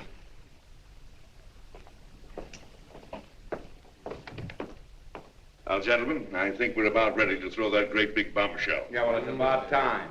Even a conservative estimate shows that we can count on anywhere between 10 and 20 million John Doe votes. Now, add to that the labor vote that Mr. Bennett will throw in, and the votes controlled by Mr. Hammett and the rest of you gentlemen in your own territories, and nothing can stop us. As I said before, I'm with you, providing you can guarantee the John Doe vote. Don't worry about that. You can count on me on one condition. Little Bennett's got to be taken care of. Didn't I tell you that everybody in this room would be taken care of? My agreement with you gentlemen stands. I'm with you, D.B., but I still think it's a very daring thing we're attempting. These are daring times, Mr. Barrington. We're coming to a new order of things. There's too much talk been going on in this country. Too many concessions have been made. What the American people need is an iron hand. You're right. That's true. You're quite right, D.B. Discipline. Right. And now, may I offer a little toast to Miss Ann Mitchell, the brilliant and beautiful lady who is responsible for all this. Mr. Norton, I'd like to talk to you alone for a minute. Oh, Miss Mitchell has something to say to us. That's fine.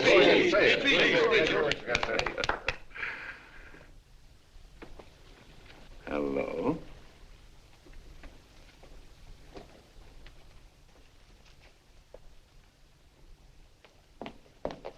John, I'm so glad to see you. I was terribly worried. Did you write this? Yes, I did, John, but I had no idea what was going on. You didn't? No. That's a swell bracelet you're wearing. John, why aren't you at the convention?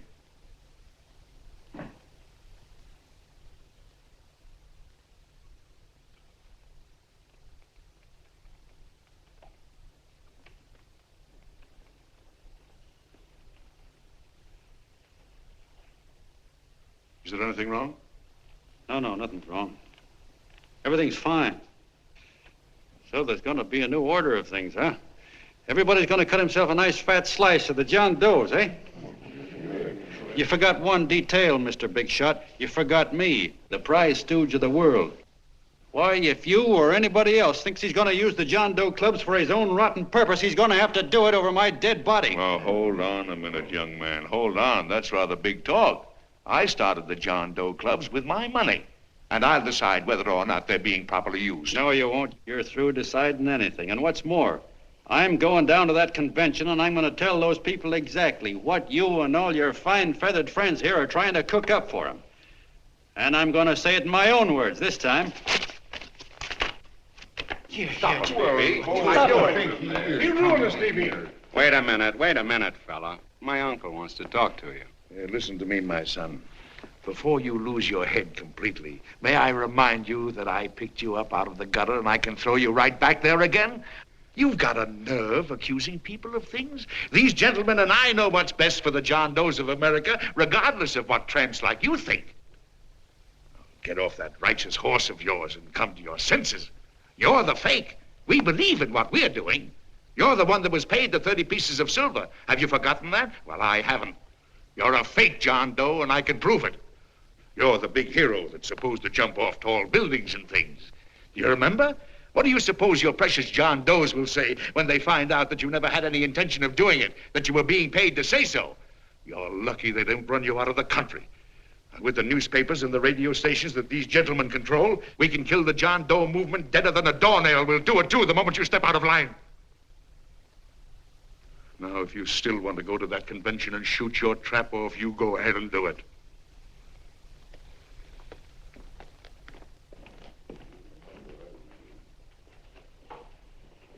You mean to tell me you'd try to kill the John Doe movement if you can't use it to get what you want?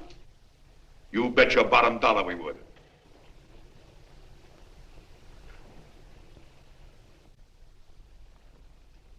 Well, that certainly is a new low. I guess I've seen everything now.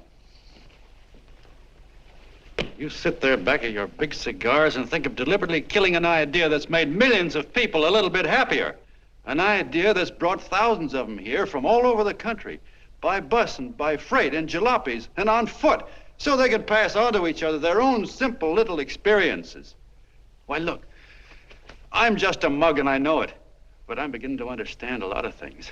Why, your type's as old as history. If you can't lay your dirty fingers on a decent idea and twist it and squeeze it and stuff it into your own pocket, you slap it down. Like dogs, if you can't eat something, you bury it. Why, this is the one worthwhile thing that's come along. People are finally finding out that the guy next door isn't a bad egg. That's simple, isn't it? And yet a thing like that's got a chance of spreading till it touches every last doggone human being in the world, and you talk about killing it. Why, when this fire dies down, what's going to be left? More misery, more hunger, and more hate. And what's to prevent that from starting all over again? Nobody knows the answer to that one, and certainly not you with those slimy, bollocksed-up theories you got. The John Doe idea may be the answer, though. It may be the one thing capable of saving this cockeyed world. Yet you sit back there on your fat hulks and tell me you'll kill it if you can't use it. Well, you go ahead and try. You couldn't do it in a million years with all your radio stations and all your power. Because it's bigger than whether I'm a fake. It's bigger than your ambitions, and it's bigger than all the bracelets and fur coats in the world. You bet it is, John. And that's exactly what I'm going down there to tell those people. Wait a minute, you ungrateful rat. My uncle's been too good to... He's getting away. Give me the bullet. John! I've always told you, D.B., you're playing with dynamite. Which way? All right, now, girl, get away. Before he gets through tonight, he'll ruin us all. I'll stop him cold. Don't worry, I've been ready for this. John! Oh, John, please listen to me. Please, I can explain everything. John, I didn't know what they were going to do. Let me go with you, John. John, please. Go ahead, driver. Ballpark. Explain it to you, John. Please let me go with you. Please. John! Mr. Norton wants to see you. Listen to me, Mayor Lovett. You do as I say. I want them both arrested. You tell the police department to pick up Connell. I've got the girl here. I've got the bullet. I don't care what you charge him with. If you're worried, let him go in the morning, but keep him in jail overnight. Hello, Bulletin. Put wire on.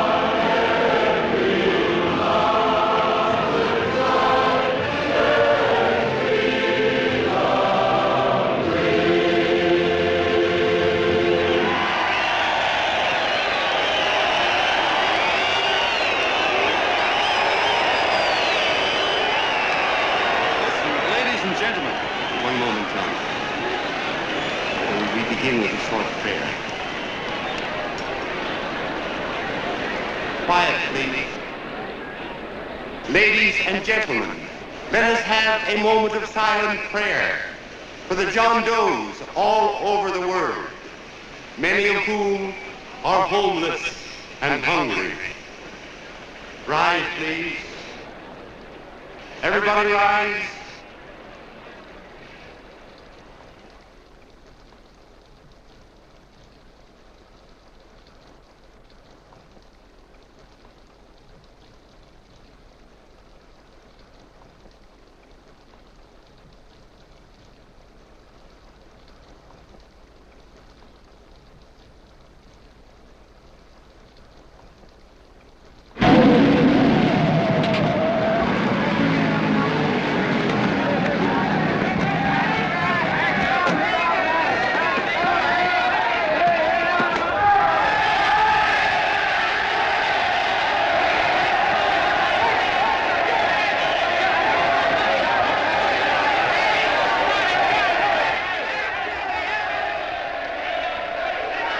Newsboys.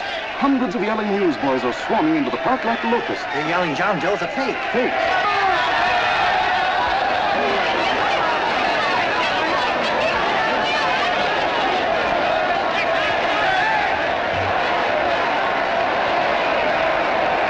Federal investigation urged by Chamber of Commerce. How could he be a fake? It must be some kind of a gag. A what? A gag. A gag.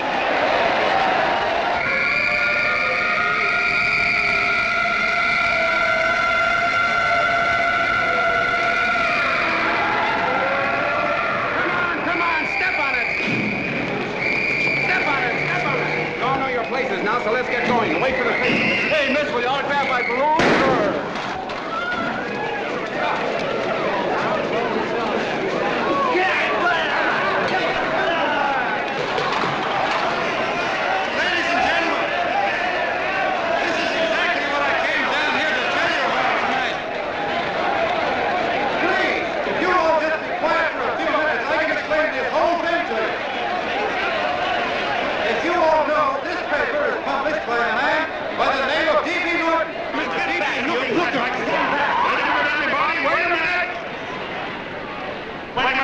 Gentlemen, my name is D.B. Norton. You all know me. I accuse this man of being a faker. We've been taken for a lot of suckers, and I'm the biggest of the lot. I spent a fortune backing this man in what I believe to be a sincere and worthy cause, just as you all did. And now I find out it's nothing but a cheap racket cooked up by him and two of my employees for the sole purpose of collecting dues from John Does all over the country. That's a lie. It's not a lie. Nickels and dimes to stuff into their own pockets. You can read all about it in the newspapers there. That's a lie. Listen, ladies and gentlemen, don't believe what... This man had no intention of jumping off the top of a building. He was paid to say so. Do you deny that? That's got nothing to do with it. Were you paid for it or weren't you? Yes, I was paid, but there And what about the suicide note? You didn't write that either. What difference Did you write it or didn't you? No, I didn't write it. Now, you bet your life you didn't. You look in your papers, ladies and gentlemen, and you'll find Miss Mitchell's signed confession that she was the one who wrote it. Listen, folks, it's a fact that I didn't write the letter. There, you see, he admits it. You're a fake, John Doe. Now, for what you have done to all these good people, they ought to run you out of the country. And I hope they do it.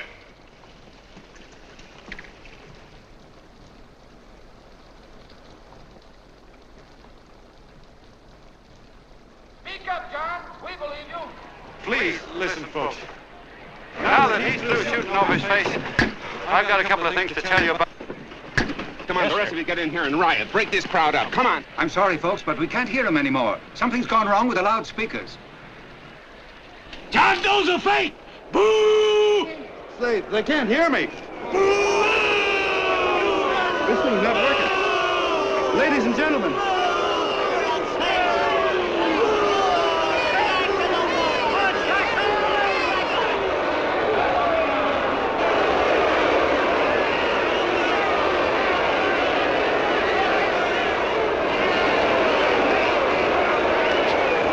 This thing's bigger than whether I'm a fake.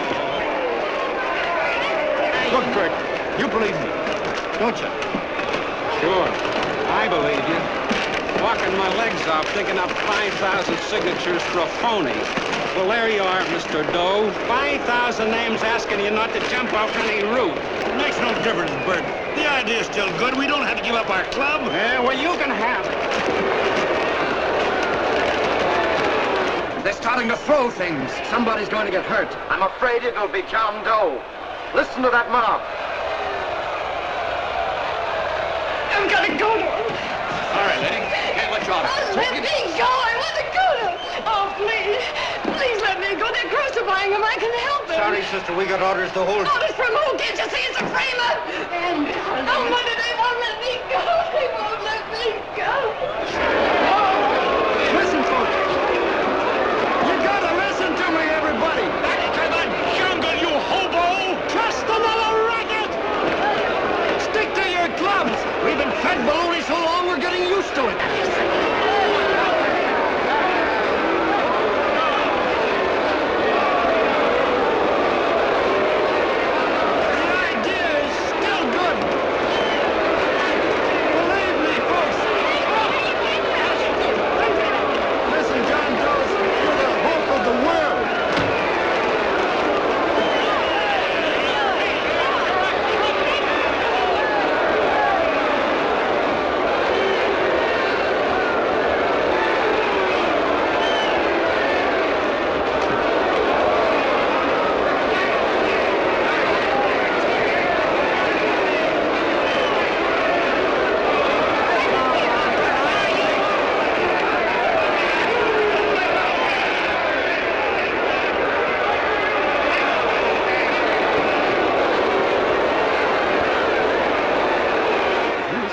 To get him out of the park.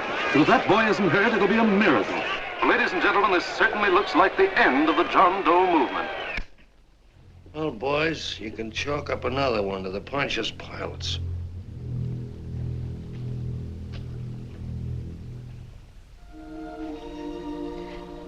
I should have been there.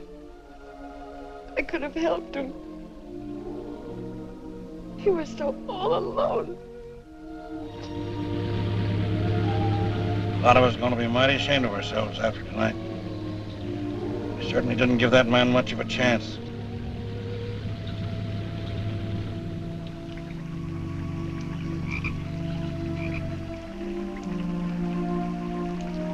Have some more coffee, Long John? No thanks, Carl.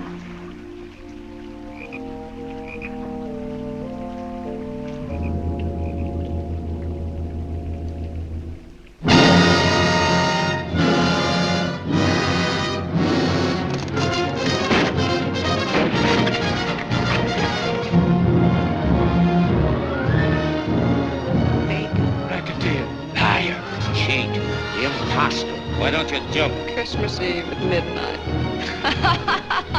Bye, Mr. Doe.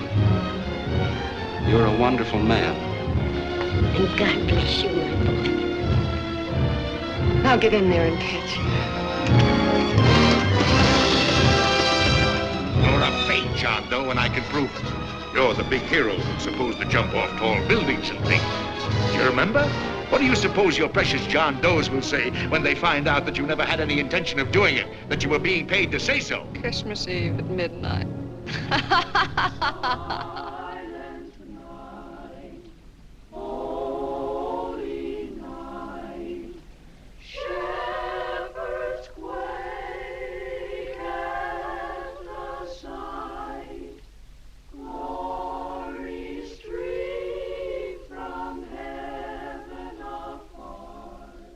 Merry Christmas, son.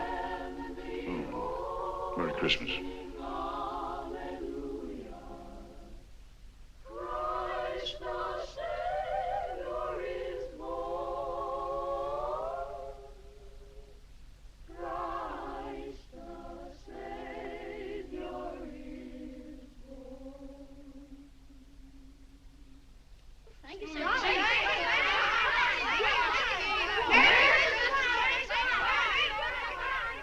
Who? John Doe. Is that screwball still around? Dame's been calling all day. Sure, I know. Yeah, at midnight, huh? Okay, lady. We'll have the place surrounded with nets. They're laughing at me.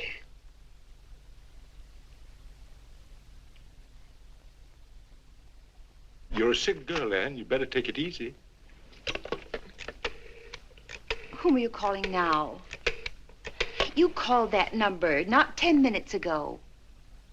Hello, Mr. Connell. Have you seen him yet? Now listen, Ann, he can't possibly get in without our seeing him.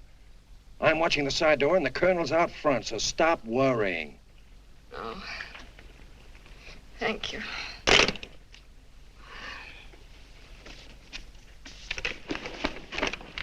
What, Ann? Anne, don't be foolish. If this isn't the craziest, the battiest, the looniest wild goose chase I ever heard of. Oh, shut up, Bert. Sourpuss is right. Yeah, Willoughby is. I'm a banana split. That man is going to be on that roof. Don't ask me how I know. I just know, and you know it as well as I do. Sure. I'd like to believe in fairy tales, but a guy that's a fake isn't going to jump off any roof. I don't think he was any fake, not with that face. And anyway, what he stood for wasn't a fake. Okay, honey, okay.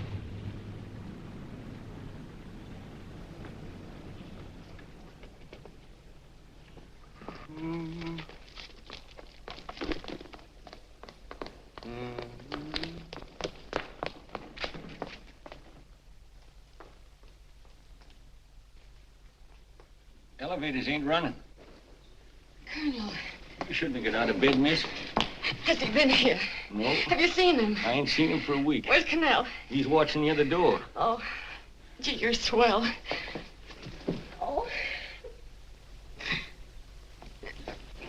No sense in going up there. I've been here for hours. He ain't here. Let me go, will you? Now that's crazy. It's 14 floors.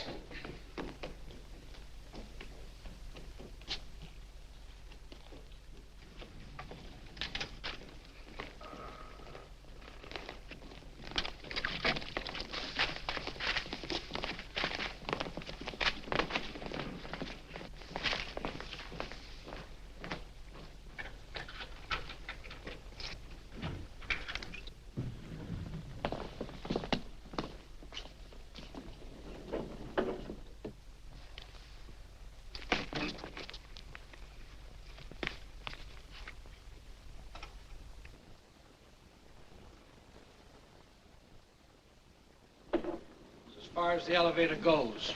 We gotta walk up to the tower.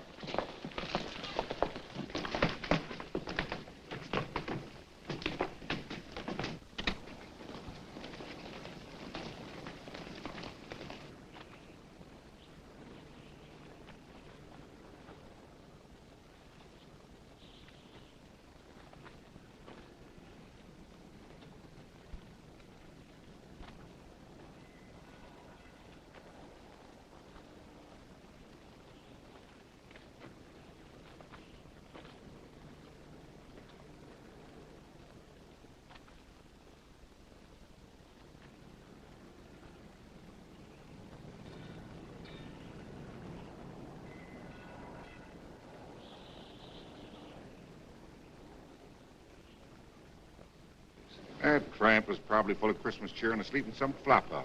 Let's go. I've got to decorate my tree.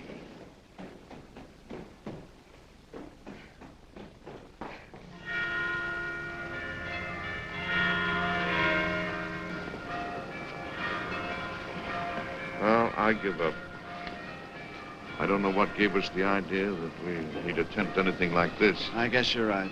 I'm afraid the joke's on us. Let's go. I hope nobody finds out we've been here.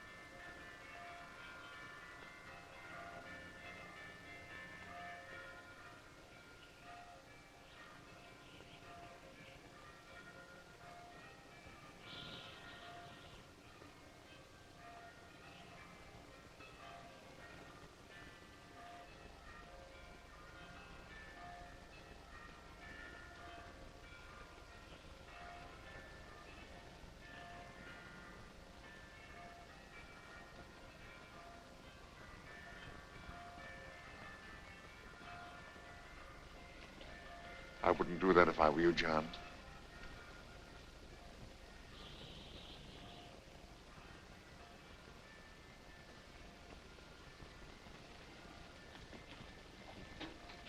It'll do you no good. Mayor has policemen downstairs with instructions to remove all marks of identification you may have on your person. You'll be buried in Potter's Field and you will have accomplished nothing.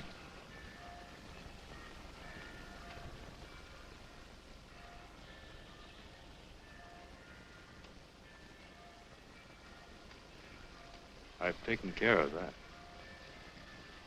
I've already mailed a copy of this letter to Mr. Connell. John, why don't you forget this foolishness? Stop right where you are, Mr. Norton, if you don't want to go overboard with me.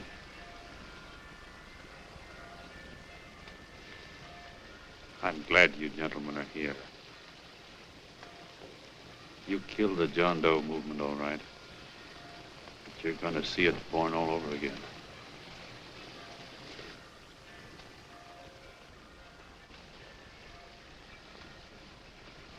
Now, take a good look, Mr. Norton.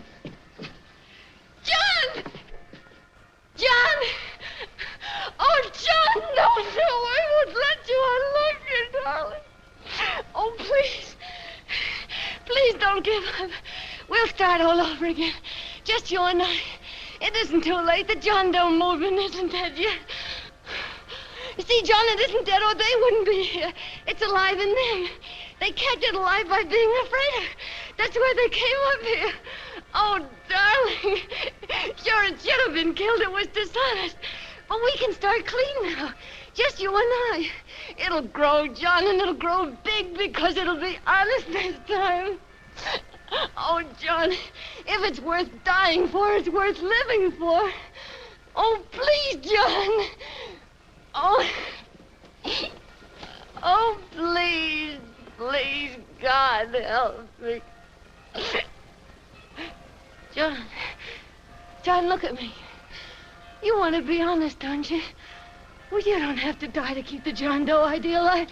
Someone already died for that once. The first John Doe. And he's kept that idea alive for nearly 2,000 years. It was he who kept it alive in them. And he'll go on keeping it alive forever and always. For every John Doe movement these men kill, a new one will be born. That's why those bells are ringing, John. They're calling to us. Not to give up, but to keep on fighting, to keep on pitching. Oh, don't you see, darling? This is no time to give up. You and I, John, we... Oh, no.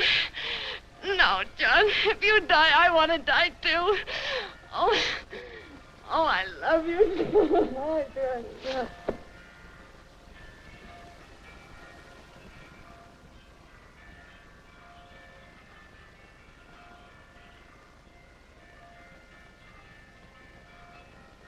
Mr. Doe, you don't have to. We're with you, Mr. Doe. We just lost our heads and acted like a mob. What Bert's trying to say is that we need you, Mr. Doe. There were a lot of us that didn't believe what that man said. We were going to start up our John Doe Club again, whether we saw you or not, weren't we, Bert? And there were a lot of others that were going to do the same thing. Well, Mr. Sourpuss even got a letter from his cousin in Toledo. I got it right here, Mr. Doe. Only it'd be a lot easier with you. Please. Please come with us, Mr. Doe.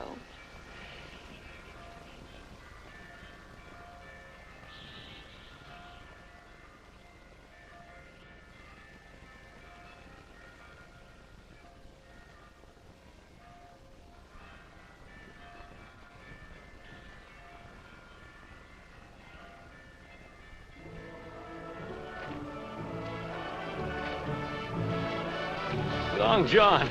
Mr. Doe. Here, we'll help you with her. She'll be all right. Mr. Doe, take her right down to the car.